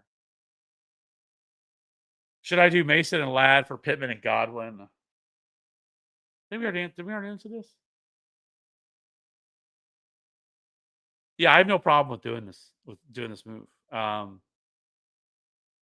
would make that move. Can we drop Travis Hunter yet? Uh, it kind of feels that way, especially if they're going to keep doing this whole like he's gonna mix in on both. Like it's frustrating. I wish they would just pick a side and just stick with it, especially with him, being a rookie. Um, I know that was kind of the allure with him was his ability to be able to do be able to play both sides, but it just doesn't seem like it's really helping. And also, it hasn't really helped that this offense, for the most part, especially their passing offense has been pretty brutal so far. I don't know if I'm to the point I'm dropping him. I think it really depends on like, is it a 12-team league? I mean, if it's like a maybe like a 10-team league with like 5 bench spots, yeah, I probably would be okay with dropping Travis Hunter at this point. But like a normal 12-team league, I don't think I could do it. Literally did today. Yeah. Trade CD for Nico or Justin Jefferson. I'm 1 and 3. Yeah, I think at this point you can't really wait for CeeDee Lamb to come back, right? And like obviously getting Nico or Justin Jefferson is not a bad thing. Obviously, I think CD is probably the better play of all of them, but it's tough because like I don't like. I wish look. I would wait to see like what news we get between now and the end of the week on the status update of CD Lamb. Because if CD's only out for 1 more week, like if you could make it work, I'd probably rather hold because I just think he's the better bet of all of them. And if he's like back next week, you'd feel kind of silly for trading him because I think Justin Jefferson's going to be hurt or not hurt, but like his ceiling is just capped right now with this offense, and their offensive line has been horrendous. Like, and we thought that the Vikings offensive line was going to be really good this year. So if we find out that like CeeDee Lamb's going to be out for 2 or 3 more weeks or something, or a couple more weeks, then maybe I'm a little more inclined to do it. And if I had to do it, it probably still would be for Justin Jefferson, not Nico Collins. And I love Nico. I have him as a top 5 wide receiver this week. I love this matchup for him, but things aren't going to change with there. Like that's not like it's not going to get better overnight with how bad the offensive line is. Houston, the play calling has been horrendous with Nick Caley. Um, so I think that's the way that I would play it. Thoughts on Hampton and Adams for Ladd and Saquon? I'm 2 and 2. If you're getting the Hampton side, I would do that. Crazy as it sounds.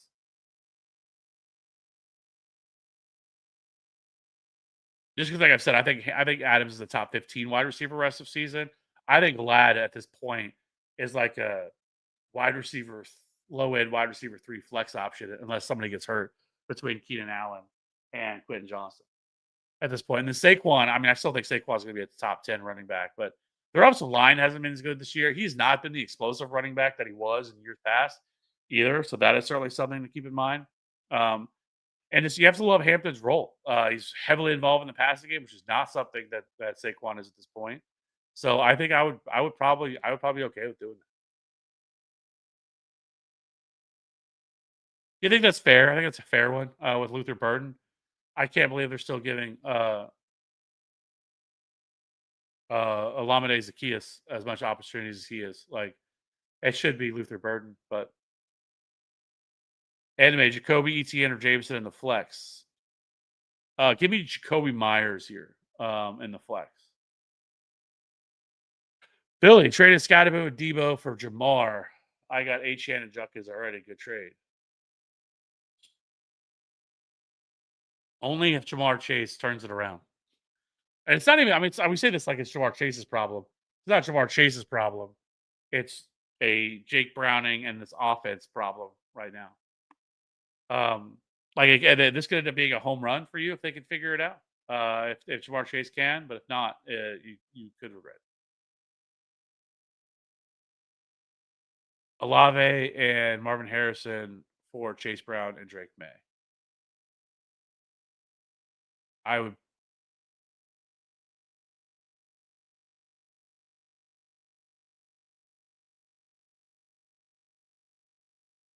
I'd rather have the. At this point, I'd rather have the Olave side. I think.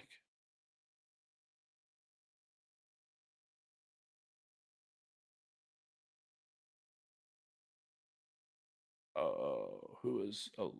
Sorry.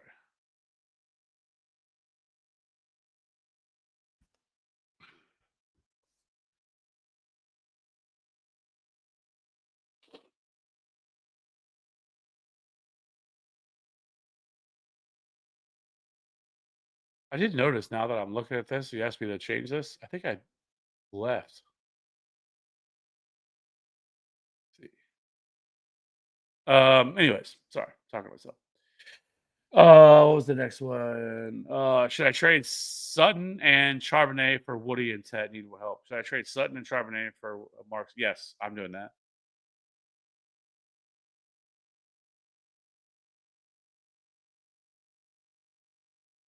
How should I feel about receiving core AJ Brown, Garrett Wilson, Jacoby Myers? I have Saquon and Brees Hall.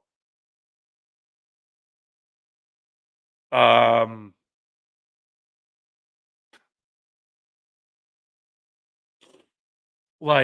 frustrated, I guess. That's how it feel. I mean, Garrett Wilson, I think is still going to be pretty fine for most of the part. Like, I think he's still going to be like a top 15, 20 wide receiver a season with Justin Fields. Maybe a little bit higher. Jacoby Myers, I think is fine, wide receiver 3. AJ Brown should be a top 7 or 8 wide receiver. But they just have gotten so comfortable doing what they do. And I will say too, like the schedule they face so far hasn't really forced them to do a whole lot and have to throw the ball that much. We kind of saw when they actually had to.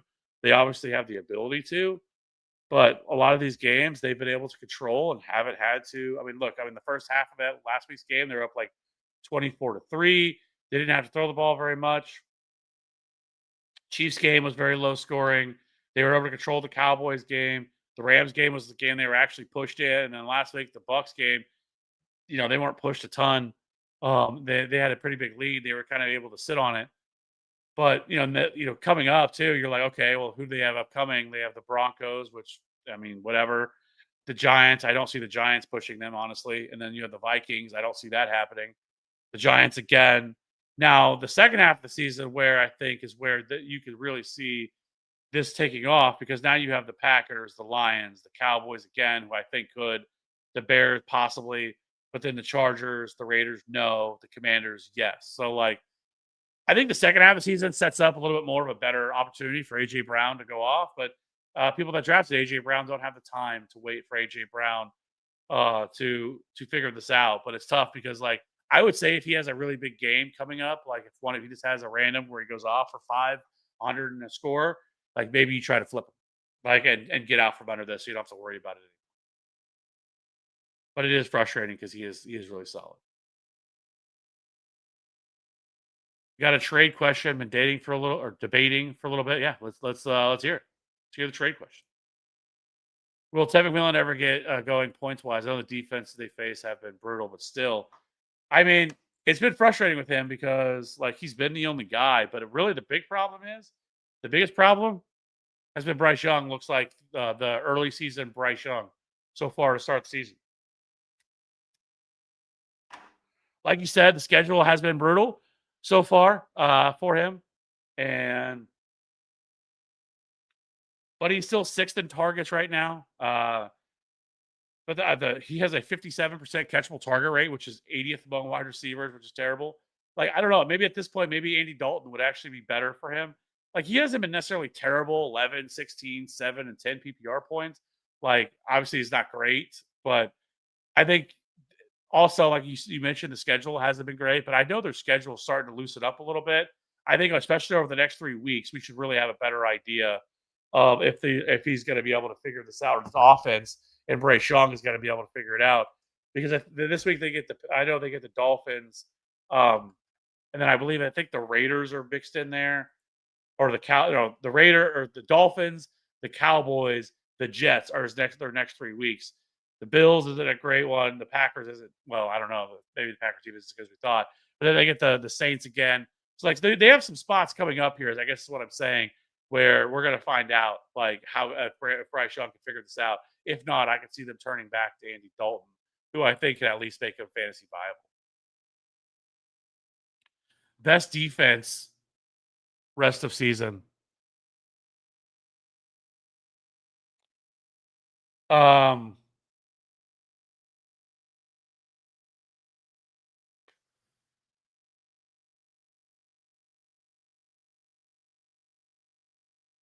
That's tough.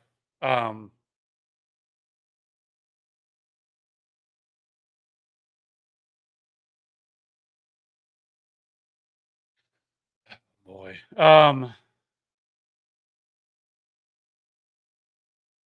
I would probably say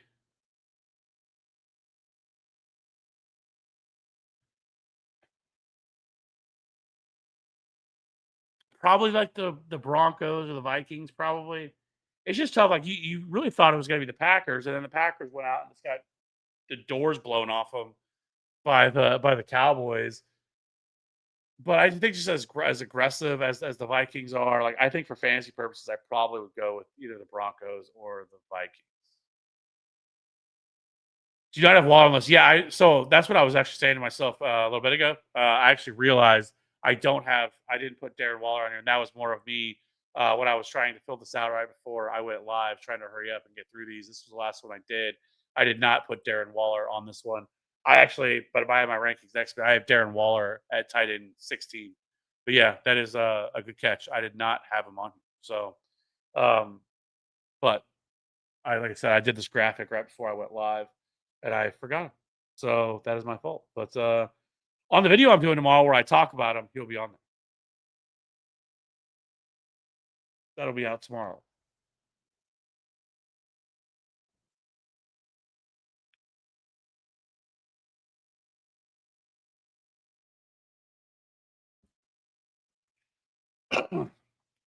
Excuse me. Cyrus, start Pacheco, Bill, or Kendrick Bourne and flex. Oh boy. Um, Probably Pacheco, I guess, just because I hope that maybe he can score a touchdown like he did last week. They utilize him a little more in the passing game, threw him a touchdown pass. Um, I just don't have any. I don't know what to expect from Kendrick Bourne and Mac Jones and this offense tomorrow. Bill, he's the most explosive one, but like he's just not involved in the pass, or he's not involved enough to be able to be on there. So like he's a borderline flex play where I have Pacheco, I think at 29 or 30 this week. Vikings, Lions, Jags are a mixture of all three possible. Yeah, I just don't think there's a standout defense this year that's like it's for fantasy that you're just like, oh yeah, this defense is phenomenal. Kind of thought that with the Packers. Obviously, that didn't turn out to be their -6 performance. I think the Eagles defense is like legitimately really good. Like we're talking like real life football, but like for fantasy purposes, um, like I still think they could be, but they have some tougher matchups coming. The Jags defense doesn't get nearly as enough respect that it's gotten so far this year. Like their defense has been really good, but they've also had some pretty easy matchups too. Lions, I think their pass rush is really good. Their secondary isn't very good, but the Vikings, I think, just stand out to me because of how good their pass rush is and how aggressive they are and bringing pressure. Just picked up Warren in a first and 2 seconds for Neighbors. Good deal.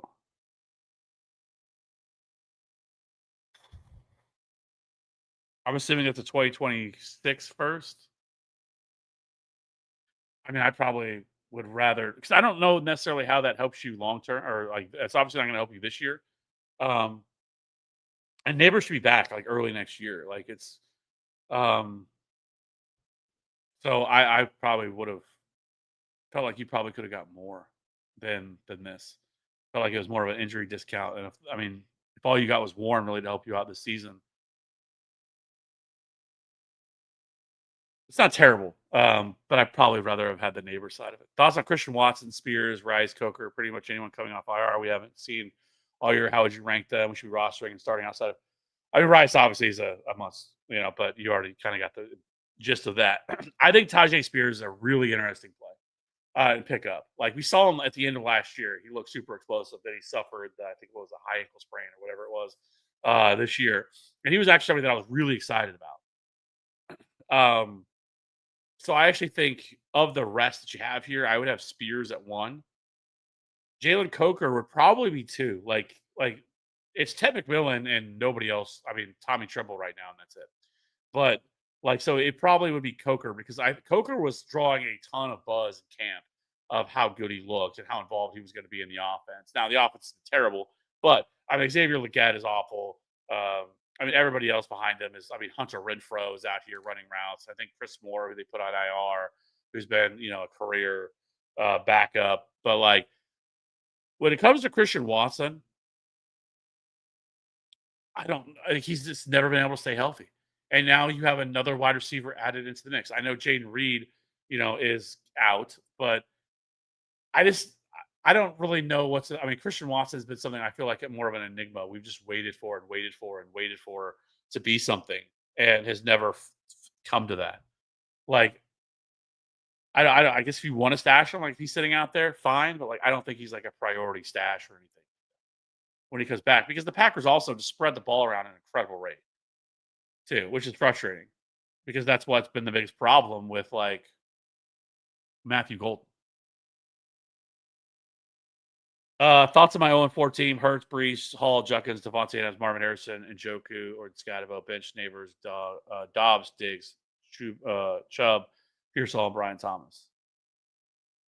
I can see why you're 0-4 because of the inconsistency of this team, but I still feel like this team should be better than an 0-4 team, but it makes sense because Junkins really hasn't got going since the last couple of weeks. Hill's been up and down. Marvin Harris has definitely been up and down. And Njoku has been great. Now Scadaboo has been better. I mean, but he's only been the last couple of weeks thing. Dobbs, you probably had him benched last week when he went off and scored 3 touchdowns. Diggs finally decided to do something last week. Pearsall's been pretty good. And then Brian Thomas has been an absolute disaster. So I guess it does equate. Like I don't, but this team isn't terrible. Like I think there's probably some things that we could do. Really, running back is the one that I would feel like that with, but also with Junkins, bouncing back or looking really as good as he does, and then now Scotty, I think like maybe you could be fine. Wide receiver, you're kind of missing that elite wide number one wide receiver, which is what Brian Thomas was supposed to be. Obviously, that hasn't panned out. But I think there's a lot to like with this team. Like I think I wouldn't surprise you if this team turned it around and you started winning and getting some wins here because this team's not terrible. It's just been some bad luck with some of these wide receivers that we've had this year that have really just killed a lot of teams. How will Mason's workload look once Jay? I think it's going to probably drop. I mean, he's not going to continue seeing as much of a early down work with Aaron Jones coming back, because Aaron Jones will mix in, and then Aaron Jones is going to continue to see the pass catching work. But I think he's still probably a 12 to 15 carry type player though. Trade Ladd and Ertz for Pittman. Yeah, at this point, which is crazy with how good. Um, I hate the fact that as bad as Ladd McConkey's, but he's another one, right? Of the wide receivers that just haven't been great this year so far. I mean, AJ Brown, Nico Collins has been fine. Like, I mean, he's had some good weeks, but like he hasn't been as good as we've been hoping. Um, AJ Brown has been kind of a disaster for the most part this year, outside of the one game where he went off. Brian Thomas hasn't been very good. Like, I mean, this is wide Jamar Chase hasn't been great. Justin Jefferson's been like fine, but not what you were hoping he would be. I mean, really, outside of Puka and Amon-Ra St. Brown, in terms of like the super early drafted wide receivers, those have kind of been the only two. I mean, Malik Davis was playing really well before he got hurt, um, but now I mean he's gone. But like it's really been those two. Like those two have like been phenomenal so far. Hayden, start Worthy, Hubbard, or Sutton. Give me Xavier Worthy this week. Mega Brick. I hate that I never see your stream till the end. Well, I apologize for that. Maybe I should try to go later so you can see the full thing, or you can go back and rewatch too. But yes, happy that you're here for sure. Full PPR, sit one. Olave, Jason, Jamar Chase, and Quentin Johnson. Oh my.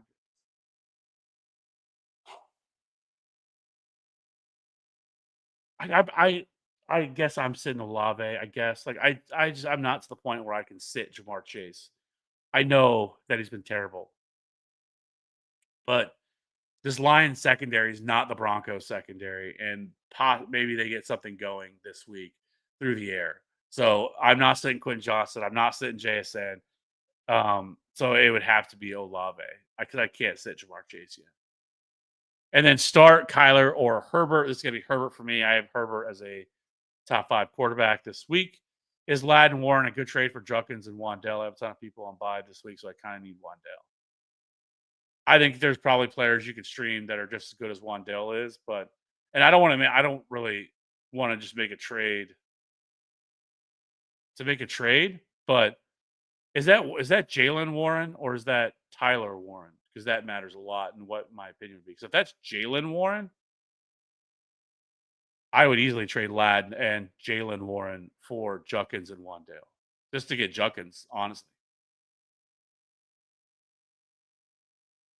Oh, please show kicker rankings.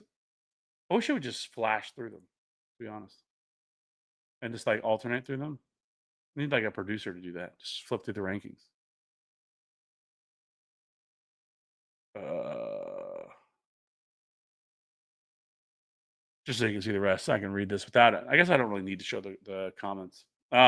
Hey, Spears was drafted in my league, and Coker was added a couple weeks ago. So Christian Watson's my prayer. I mean, yeah, you know, I actually I stashed. I have Brandon Ayuk stashed right now, and I'm starting to wonder, like, am I just wasting a like he's gonna be back, but now it sounds like it's gonna be a lot longer than what they were expecting because the original timetable was like week 6, and now it seems like just from the stuff that's been said by John Lynch that it sounds like it's gonna be longer than that, like maybe like week 8 or 10, which by that point, like, is he worth?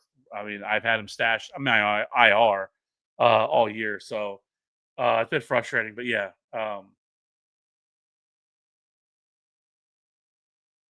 Hawk or Fan, I feel like Hawk is going to be blocking more. Definitely possible. I've said like I think the for CT6, like I actually probably like I would go Hawk, but like if you don't want to play him, like I would prefer Theo Johnson or Tommy Tremble over Bannon because I just don't. I really don't love this rookie quarterback coming in the first game and having to play that. So. Truto, thanks for the advice. Last question. You starting Kyler Murray or Justin Fields? I'm going to go Justin Fields this week against the Cowboys. The Cowboys defense is absolutely dreadful. So,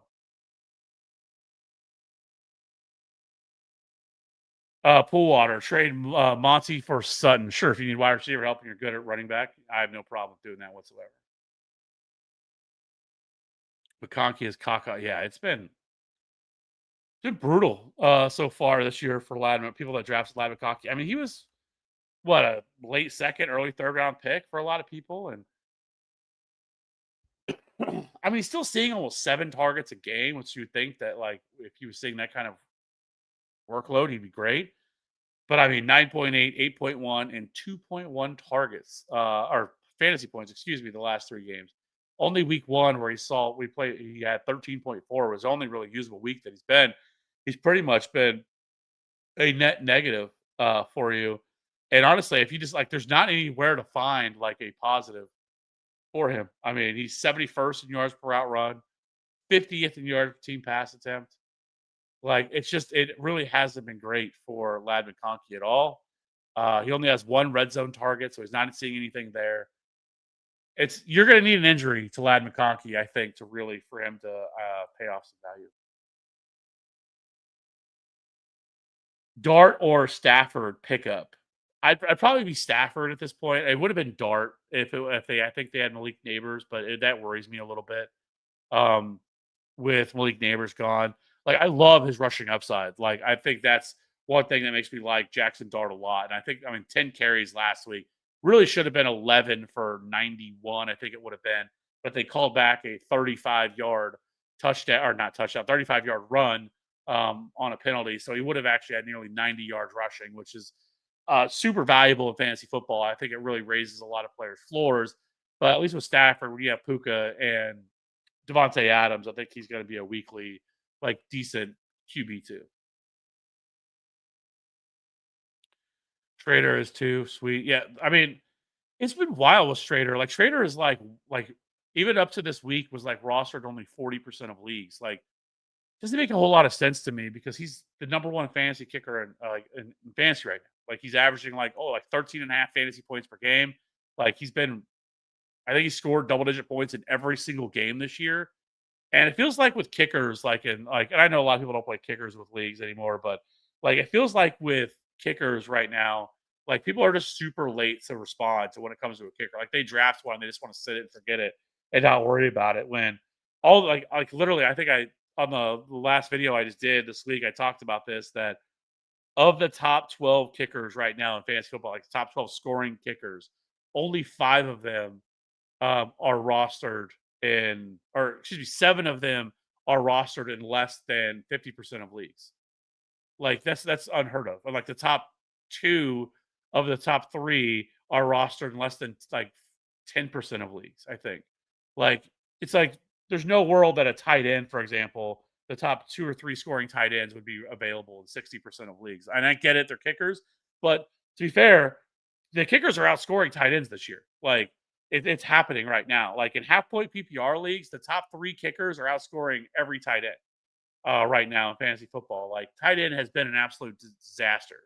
So, and I know I've talked way more about kickers than people probably want to hear. So I'll move on from there. But Jonathan, should I trade off Kamara plus Shakir for Judkins? Yes. Yeah. Like Kamara is just not being utilized in the passing game. So like he has to get traded somewhere because he's not being utilized as a pass catcher. And it's frustrating. Because but this is also what we were like I talked about in the offseason once they brought in Kellen Moore, because Kellen Moore has never targeted running backs out of the back. I traded Judkins for Jinty. That's a W. I mean, I like Judkins, but Jinty's still the better player.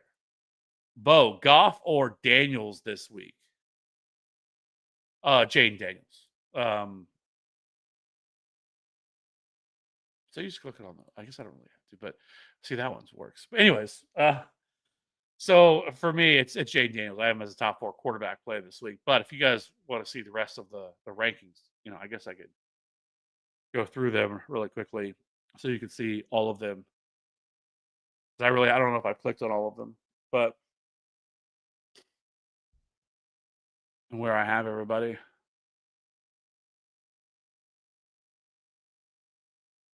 Then at wide receivers.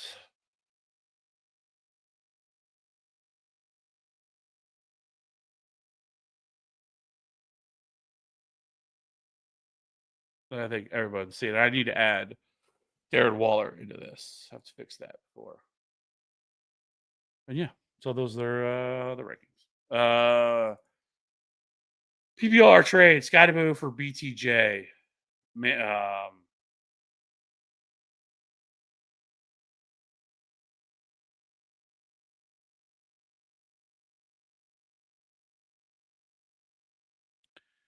I don't think so at this point.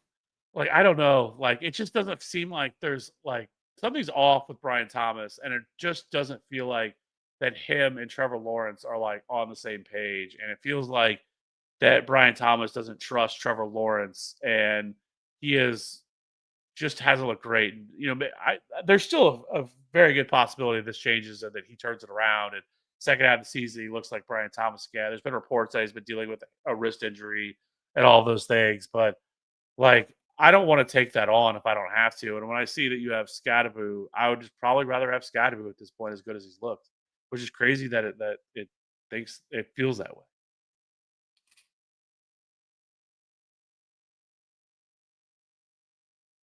Sly would be great if you didn't miss those 2 last game. Pinheiro on my radar. Yeah, I mean, Joey Sly's been really good too, so far this year. It's mainly because the Titans just haven't been able to score any touchdowns, and so they're able to get you just further enough to get you into field goal range, and he's done a really good job. So Joey Sly's been really solid so far. Yo, chat, should I start Demarcus Robinson over Chris Olave? I see a big breakout. Is this like a year 10 breakout for Demarcus Robinson out of nowhere? I would play Chris Olave over Demarcus Robinson. Um, so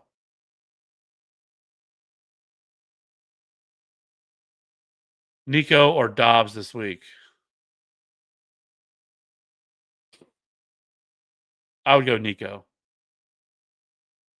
I have him at number 4. I mean, he's a top 5 wide receiver. I mean, this great matchup against the Ravens. Even if they don't have to throw the ball as much, I mean, he's still the obvious number 1 target earner. I don't see anybody that can stop it.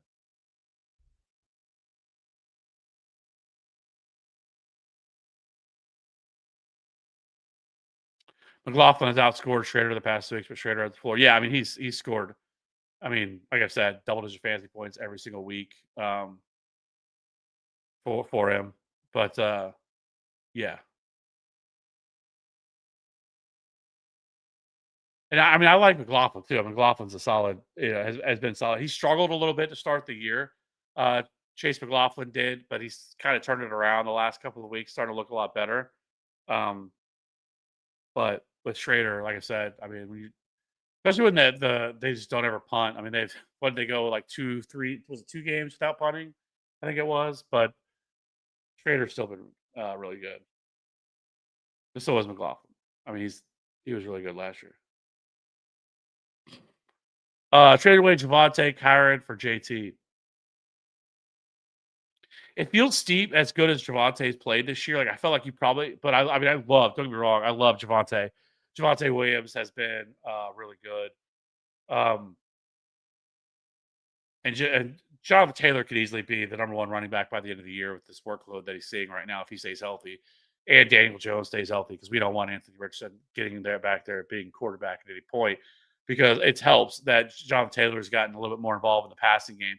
Like I don't hate it because I think Kyron's limited. Kyron's actually starting to lose volume, which is a problem for him because he's never been efficient. He's always been a volume monster. So, like I don't hate it. I would have had to sit either ETN or Javante every week, so I feel like I did good. And honestly, like if I would rather have traded ETN than Javante. I think just because, like, I mean, behind Javante at this point, it's Miles Sanders that's never going to take touches away or like steal the job away from Javante, and then you have um, Jaden Blue, which we're all kind of waiting to see if they're ever going to actually utilize, who's super explosive, but he's not taking the job from Javante either. I'd probably rather have kept Javante and traded ETN, but I don't hate it. Like I see the upside. You definitely trade for the best player. By the end of the year, I mean this could look silly, and JT could end up being the number one running back in fantasy, like for sure. Jane Daniels or Justin Fields against the Cowboys this week. This is going to be Jane Daniels for me. I have Jane Daniels as the uh, QB4 on the week or QB3, and I mean, I like Fields a lot too, but I would still go with Jane Daniels.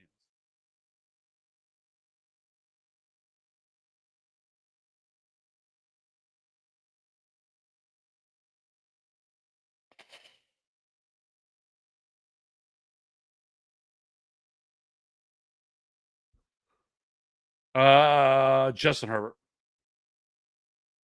Stevenson, ETN, DeMarco, or Tajay Spears need two.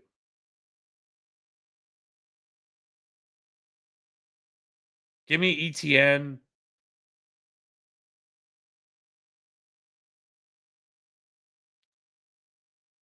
Give me ETN and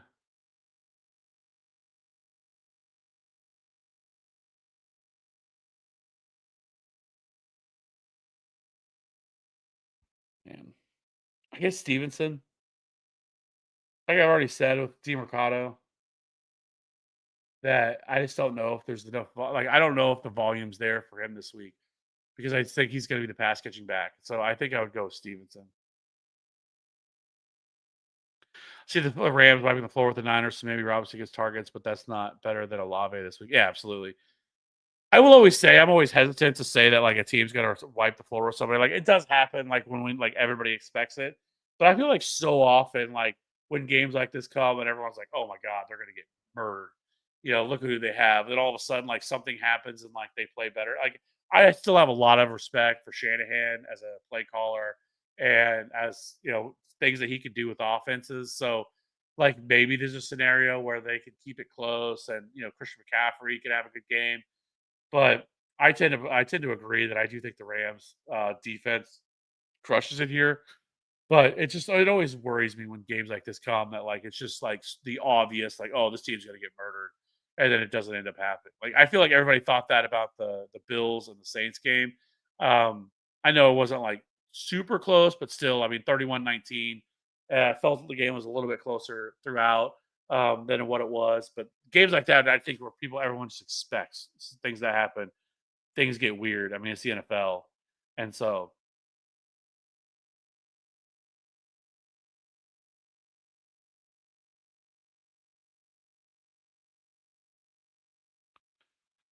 Fields or Knicks this week. Give me Fields, and it's pretty easy. Top one PPR. Start one wide receiver, one flex. I'm gonna go with Marvin Harrison Jr.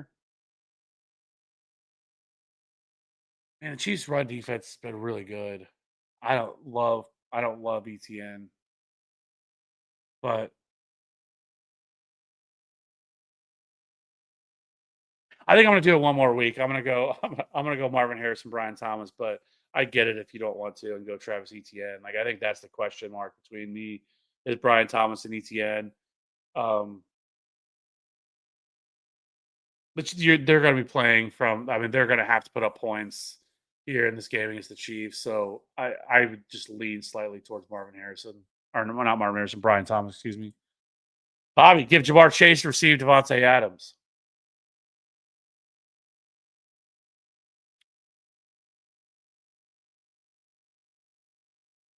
Man, as crazy as it sounds, I think I would try to get like something else involved in that trade, like not a big piece, but like a small piece, like a stash, something. Because if they figure this out and like the offense gets back on track and looks a little bit better and their schedule lightens up a little bit, and Jamar Chase gets back to being like a semblance of what he is, like this, it could feel silly that you trade him. But I will say Devontae Adams, somebody I love, top 15 wide receiver rest of the season, so I don't hate it. Like I don't think it's a bad trade by any means. But I would try to, if I could, get like a little bit more for it. Should I flex Mark Andrews or drop him for DeMarcado to pick up someone else? White if Bucky is out. Vaughn, if Rashad White is sitting out there, I'm picking him right now. Like I do not think at all that I don't think Bucky's going to play. I don't think you go from crutches and a walking boot to all of a sudden playing. So if Rashad White is sitting out there, I am picking up Rashad White. If that's what we're saying, because if there's no way that yes, I would pick him up now. Mayor Daniels this week, kind of worried about Daniels' previous injury. Yeah, but so from everything that I've saw with Jane Daniels, I like he looks like he's fully healthy, ready to go. Like he got a full participant in on Wednesday. I think they were being extra cautious with him, trying to get him healthy. That's why they gave him the extra time. And I mean, Mariota was fine, so that it would allow them to be able to do this. I think Jane Daniels is completely healthy. Now, if you want to say you're worried because maybe Terry McLaurin doesn't play this week and they're limited in pass catchers and the Chargers defense is really good. Maybe I could see the concern. Like I like Drake May. I think I have Drake May at 6. So like this is one of those things to me. Like I will always say this when it comes to fantasy football. Trust your gut. If your gut is just telling you to not go with Jay Daniels, go with Drake May. I wouldn't fault you for it. I don't think it's a bad spot for Drake May. I personally would go with Jay Daniels. But if you want to go with him, I have no problem with going Drake May because I think Drake May's in a good spot too. ETN, Rashad, Jordan Mason, or BTJ pick 2. I would go with ETN excuse me, I would go with Rashad White with the caveat that I guess Bucky Irvin's going to be out. I would be surprised if he wasn't, but I would go with Rashad White and I'd roll the dice on Brian Thomas Jr. But if you don't want to roll the dice, Brian Thomas Jr., which I totally get, like I've just said, I would go with ETN, would be the other option. But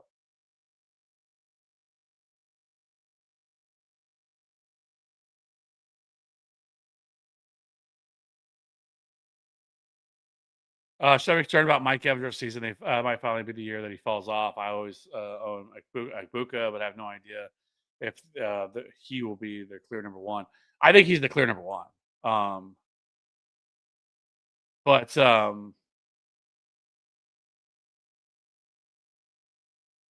rest of season for Mike Evans, I mean, obviously it's going to concern me, especially now that as time goes by, Chris Godwin's going to get better and better, and I mean now you have Chris Godwin and Emeka Egbuka, and then you have James McMillan coming back. Like I don't think the role is going to be as good as what it was last season for Mike Evans. I think Mike Evans will still have some spike weeks and still be like a low end wide receiver 2, high end wide receiver 3 for most of this, but it does worry me with a soft tissue injury because he's had a history of soft tissue injuries. So yes, I would have some level of concern. Well, Jordan Mason had Browns. Yeah, I mean that's a terrible matchup. I mean, when it comes to Rashad White, I mean you have to think that he's stepping into an absolute workhorse role. If Bucky Irving is out, like he's got to be the pass catching back. So even if they fall behind, and where that. So again, talked about this in the video that'll be out tomorrow. I talked about Rashad White and the Rashad White situation. He's actually been really good on like a per touch basis so far this year. But the Seahawks have been absolutely torched by pass catching running backs. They've allowed by far the most receiving yards to running backs at 266 yards per game. The Hawks, I mean, as the Seahawks in terms of like overall, they've allowed the 14th most PPR points to running backs. Like it's like more middle of the road, but they really have struggled against pass catching running backs this year. And Rashad White is certainly that. Rashad White could see 6, 7 targets in this game, and so if Bucky Irving is out, I mean, Rashad White is a easy top 15 running back play this week, just because I mean, I don't see a scenario where he doesn't handle 70% of the opportunities in the backfield.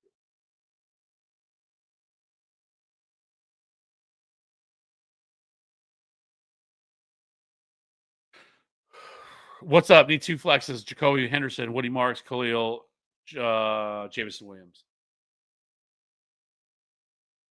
I'm gonna go with Woody Marks and Jacoby Myers here.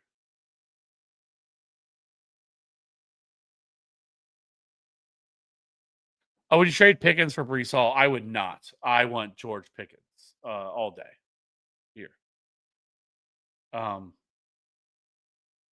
but I also love George Pickens before the season started. Like I thought George Pickens was going to be a baller this year, and so I would go with George Pickens there. Is it Cards Titans? Super obvious. I'm thinking I'm going Rams over Cards this week. I mean, sure. But I would say, I mean, yeah, I think that's fair. It's really hard to see I mean, we've seen multiple weeks now of how inept the Titans offense is at this point. And don't get me wrong, the Cardinals defense is like banged up. Like it's not like the same defense like that it probably will be because of some of the injuries they've had. But it just seems really hard to see the Cardinals or the Titans coming out and doing anything.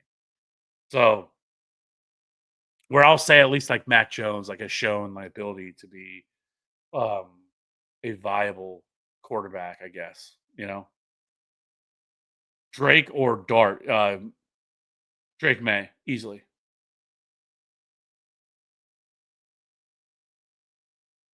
I need a back. Only have Chase Brown and AJ. Yeah, I just don't want Brees Hall. I guess I think Brees Hall's fine, but like we've kind of seen, like he doesn't have like he's gonna lose touchdowns to AJ. He's gonna lose opportunities to the other running backs like Isaiah Davis. He's gonna lose touchdowns to Justin Fields. Like I feel like he's a very hit or miss type running back. I think you can get something better for George Pickens, especially coming off the monster game he just came off of. So I just think there's better. I think there's better options out there. I would rather trade. If I'm going to trade George Pickens, I want something better than Brees Hall.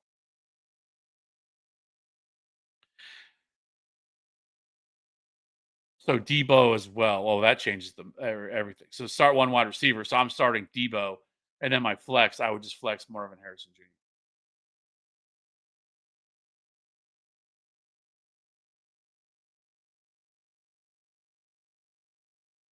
Got Mike Evans, Rasheed Rice, Garrett Wilson, Hollywood, Juwan Jennings, and Addison as my other wide receivers. Yeah, I just would rather go with somebody else than Brees Hall.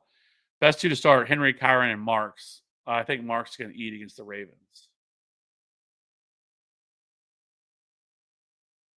Yeah, but I think this is like a perfect like Kyron get right, like really solid game against the 49ers where like if they could get up and like Kyron Williams is such a game script dependent type running back that like and then Derrick Henry, it's really hard to sit Derrick Henry. Now I agree with you that Woody Marks I think is in a phenomenal spot this week. So like if you can start three, I would want to, but I can't.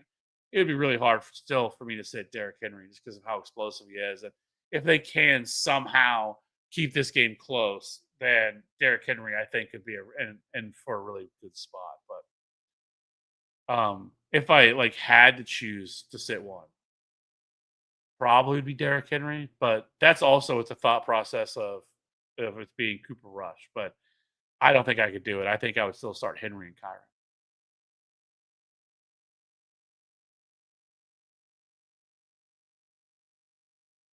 Should I start Jinty or Debo? I would go with Ashton Jinty.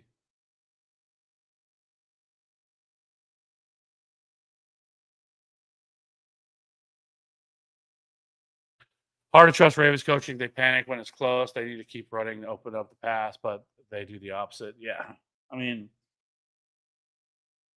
I was surprised in the Chiefs game last week that they felt like they were running the ball really effectively. They did the same thing in the playoffs with this, where it's like they abandon the run at times when they shouldn't, and it feels like it's actually working. And then it's like they get nervous when they're playing the Chiefs, and they try to throw the ball too much. I don't know. It felt weird the way that happened. But don't get me wrong. I mean, the Ravens' offense does not look good at all this year. So, like, if you told me the Ravens offense did not play well this week, like, it wouldn't shock me at all because, like, the Ravens, the Texans' offense has been so bad for the most part this year. But it really just feels like a spot. Like, how can you fuck this up whenever you're playing at this poor, like, this bad Ravens defense? I mean, they've been making everybody look phenomenal. Like, I just can't see a scenario where that it's not like, and I don't know. That's the tough part for me.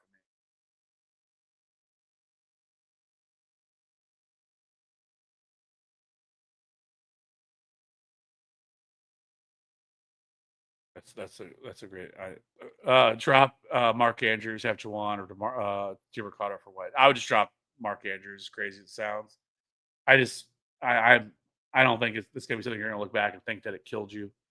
Now I will say it's probably a short term thing. But tight end, like I just don't think it's that crazy. And I don't think, like I said, it's gonna happen.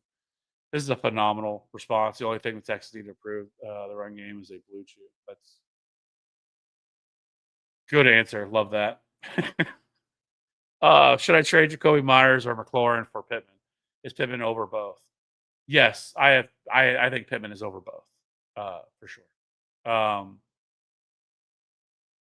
Like Pittman is finally starting to get some roses this year, but he has been really, really good all year. Outside of, I guess, the one game I should say against Pat Surtain. I think Stafford's going to be tired of all the short week and those 5 touchdowns, so he will probably run the ball with Kyron. I mean, I guess. I mean, I don't. I mean, I think it really just depends on game script. Like I said, if the 49ers can't do anything, then yes, I think they will just run the ball a lot. You'll see a lot of. I mean, Puka's still going to get there. I mean, Puka's just been on another planet. What if Pete Carroll let Jitsi run from the one if it mattered? Yeah. Um, yeah. That's been another really frustrating situation too. Obviously, he got there last week and exploded, but I'm sure there were people that sat him last week just because of how bad he's been. But it was good to see him finally get right. But like the fact that they haven't utilized him in the passing game, I mean, you spent a top 10 pick on this dude, and they're having Dylan Lobby and Zamir White mix in, at running back. It makes zero sense of what they're doing. Now, don't get me wrong; their offensive line is absolutely atrocious outside of Colton Miller, but I think the thing to me that like I don't understand is like why not just get him in space, keep him in space, like pass him the ball in space because he's phenomenal when he's in space. It's but what he has, I think, what was it? He's one of the running backs that has negative, yards before contact, which is crazy. So as long as Puka gets 15 targets, I'm okay. Yeah, I mean, Puka, if he can stay healthy, he's going to be easily the number one wide receiver, and I think he might shatter some records this year with how good he's been. The funny part is like the wide receiver that has the most receiving yards in the season is Calvin Johnson, and Matthew Stafford was his quarterback. It's Matthew Stafford is like the just phenomenal when it comes to. I mean, he just absolutely peppers wide receivers, and I Stafford doesn't get the respect sometimes I think he deserves. Would you rather get rid of Myers or Scary Terry? Oh wait, did we already get that? If I had to choose, it would be if I had to get rid of one of them, it'd probably be. I don't want to say Scary Terry because we said that last year. I think around this time, and then all of a sudden he went nuclear the rest of the year, and made people feel stupid for getting rid of him. It probably would be Jacoby Myers, just because we know what Jacoby Myers is. Like Jacoby Myers has a little bit more he doesn't have a ceiling. Like I think he has a really solid floor, but I don't think he has a safe ceiling or much of a ceiling. So if I had to get rid of one of them, it probably would be Jacoby Myers. Would you start ETN or Shakir full point PPR? I would go with ETN here.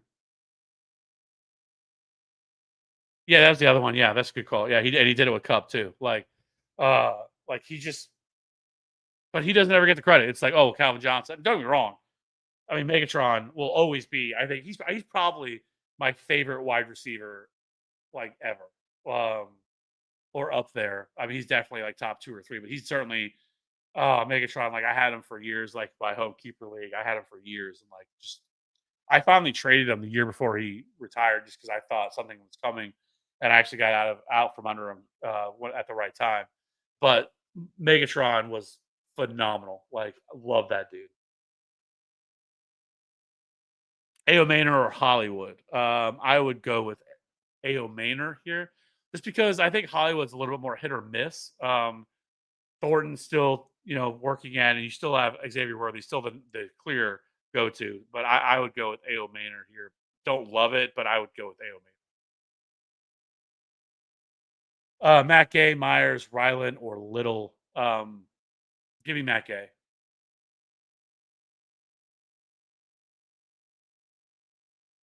I think Matt Gay is like a top 5 or 6 kicker this week. Finally, he kind of struggled the first couple of weeks. Now he's really bounced back big time. The last 2 weeks, he was like one of my top like sleeper kickers, like guys that was like way undervalued during drafts. Like he was being drafted like, and I think he was only. I mean, even still now, I think he's only rostered in like 10% of leagues. Like people haven't come around on him. But Dan Quinn has consistently ranked top 5 and field goals every single year. Robert, full PPR was offered CMC for Rasheed Rice and Breeze. What side do you like more? That is super tough. But I probably would go with CMC. I mean, just the workload. He's seeing the pass catching work alone of a number one wide receiver. Like it's really hard not to just stay with CMC. And I love Rasheed Rice, but I would still have to go with CMC in a full point PPR. Ao Maynor or DeMercado. I'd probably go DeMercado here. This is, I think there's a little bit higher of the opportunity for him to score a touchdown. Canoa, Browns or Chiefs? I'm gonna go with the Chiefs. Um, I think their defense has started to play much better the last couple of weeks. I mean, they just shut down. I mean, Lamar Jackson to what 13 points before he left. I mean, he left late in the third quarter. It wasn't like he only played a short period of time, and the Chiefs shut down the rest of their offense. Like the Chiefs shut down Lamar Jackson and that offense outside of like that first drive. This defense has been really good so far this year. I think if anything, the Chiefs are safe. But I mean, with as bad as the Jaguars' offense has looked, it's hard not to go with the Chiefs here. What if Brees Hall is traded to the Chiefs? I don't see that. I mean that would be awesome. I mean the Chiefs need another running back like tomorrow because their running back room is atrocious. I mean, if you go back, I mean, if you ever get a chance to watch like Isaiah Pacheco all 22 stuff, it is maddening to watch the holes that this dude just misses. Like wide open running lanes that he just goes and runs into the back of 4, runs into 4 defenders that are standing there like, I don't know what we're doing with some of the stuff that he does. And so, but I think if the Chiefs trade for a running back, I think there's probably a better chance of it being Alvin Kamara because I think he'd be cheaper. I can't see the Chiefs like the Chiefs would, even though that he's a free agent after this year. Brees Hall is, but this is the final year of his deal. He would still cost more. I think that he would be like probably a third round pick, where you probably could get Alvin Kamara for like a fifth or sixth round pick because of his age and because of the contract. He's a little bit more expensive, where Brees Hall is much cheaper, and so I think it would cost a little bit more. Kamara, I just think makes a little bit more sense of being that guy, and could be the pass catching back and kind of more of the stuff they're looking for him to do. So, if the Chiefs do anything, if they trade, I know there was a lot of the like Tyreek stuff before he got hurt, which by the way, that was an absolute brutal injury. And it's absolutely diabolical that afterwards, I mean, Tyreek was like laughing and waving to people after he just had his entire leg just destroyed. Was absolutely wild to me too. Travis Hunter, one more start. I mean, I wouldn't give him one more start. I mean, I would hold him for one more week to see if anything changes. But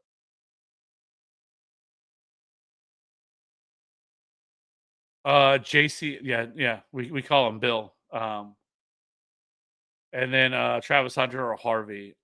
I would probably go with Harvey and hope that he gets utilized in the passing game a little bit more against the Eagles. I can't play Bill right now. He's the more, and he's definitely the more explosive one for sure. But like he's just it's a three-way committee. It's gross. Um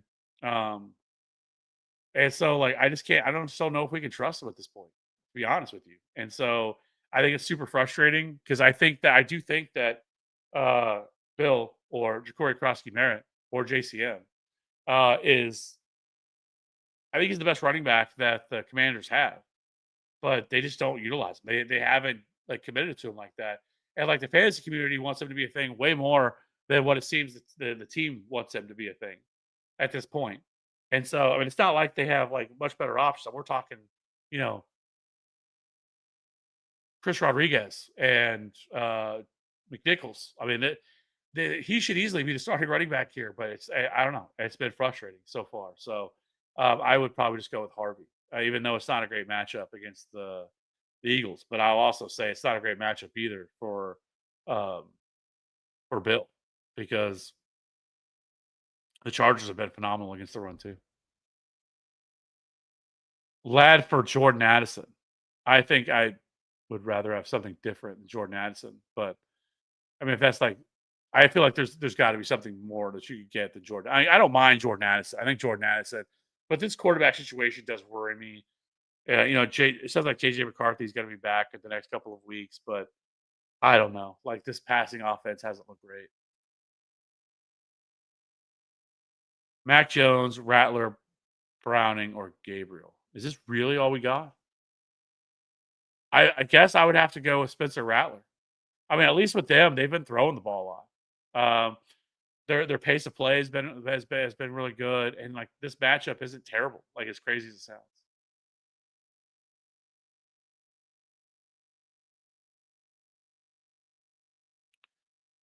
What about Matthew Stafford? What about him? Like good play this week, good matchup. Now I don't know how much they actually need to throw the ball, so it could end up being where they don't throw the ball a lot. But was offered AJ Brown for McConkey and Dobbins. My squad: Hurts, CMC, Bucky, Justin Jefferson.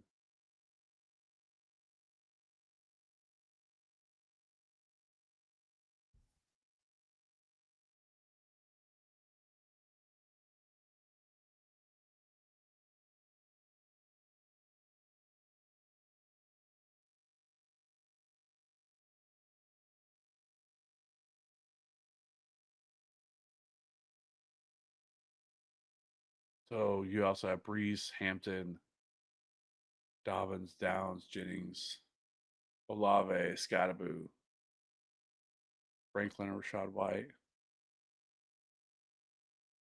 Super risky, obviously, with the way AJ Brown has played recently. But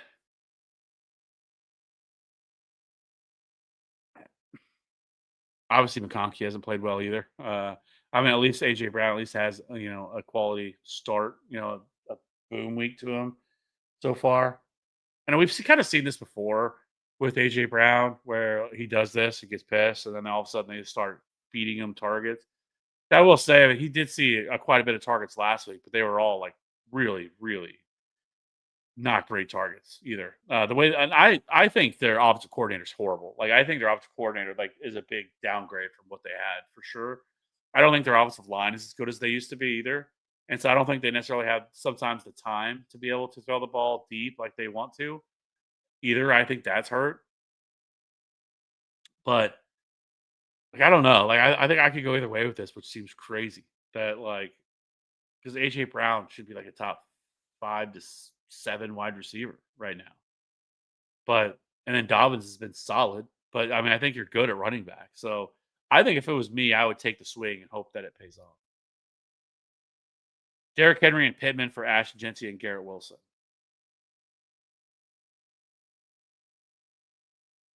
Man, I don't think I would. I mean, it's crazy to think, but I don't think I would. Ashton Jeanty is at least somewhat involved in the passing game. Garrett Wilson, I think they're like actually similar, but I still think Garrett Wilson's probably a better option than Pittman. I don't know. Is it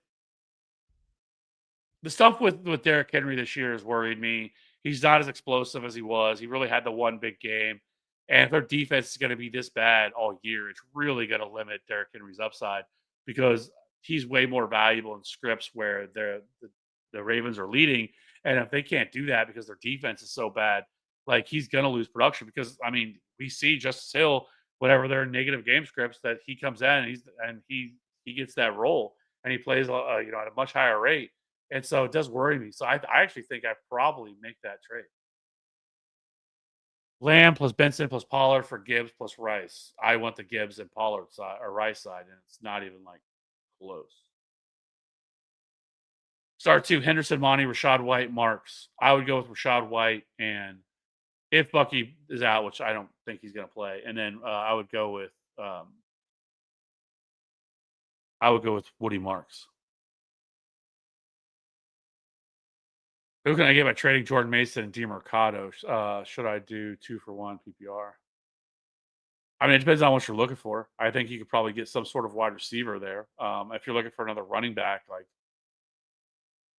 it's tough. Trying to think of like maybe like a buy low type running back that you could probably try to go out and get. I mean, you might be able to get like a Cam Scatterboo or a Quinshon Judkins, maybe a Javonte Williams. I don't know about that. I don't think either one of those will play good enough to be able to get to that level. But like maybe buying low on like a Chase Brown and hope that Chase Brown can kind of turn things around and that he starts getting more involved in the pass game, gets utilized more there, especially with it being a PPR. Maybe you could look there.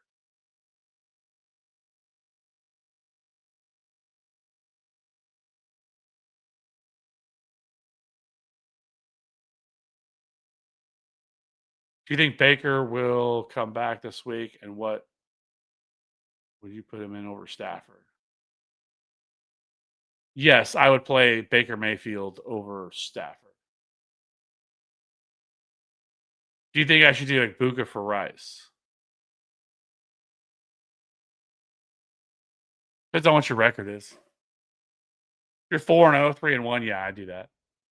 And I love Ekbuka, but eventually this room's going to get pretty crowded. Um, when Evans comes back, I still love Ekbuka, but I would do that if I could handle it.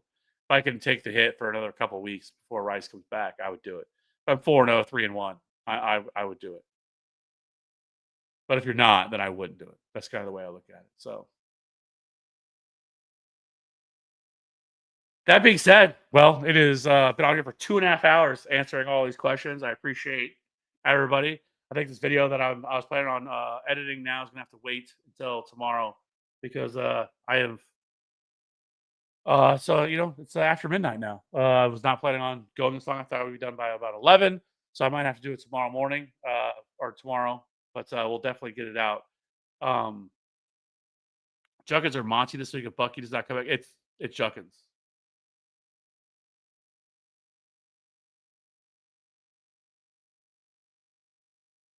Trying to figure out why there's so much hype around keeping Kenneth Walker. He's sharing gears. I don't think that it's. I don't. One, I mean, he's clearly still the lead back. But the frustrating thing has been he's lost the goal line work, right? So that has been the frustrating thing with him. But I mean, he's still super explosive. He's still the last 2 weeks has scored. Yeah, I mean, even last week, well, I mean, it wasn't great. It was 12 PPR points, but he still had 110 total yards in that game. He just didn't find the end zone. Prior to that, he was 18, top 10 fantasy production point or top 10 weeks, and then RB 27. I get it. I've had him pretty much routinely as like a RB2 at this point with the Zach Charbonnet stuff. I would like to see him more involved in the passing game. That's dried up. He's only seen 7 targets this year. That's certainly concerning. So, I mean, those are all things you could look at, but I still think he's the super explosive guy that he always has been. But so yeah, I feel like that's kind of the way that I look at that situation. But either way, like I said, it's past midnight. So I'm gonna go ahead and get out of here. I appreciate all the support. Appreciate all the questions. We'll be back again tomorrow night, actually. Well, I guess at this point tonight with Ryan to do the DFS breakdown. If you're into DFS, daily fantasy, DraftKings, we'll be going through that and the slate. So I appreciate all the support, and we'll be back in soon. And if you haven't already, hit the like, hit the subscribe button. Really helps us out. Really helps us grow. And 2.5 hours. Appreciate it. Appreciate everybody sticking around, answering the questions. Couldn't do it without you guys. Why we do it. See you on the next one. Bye.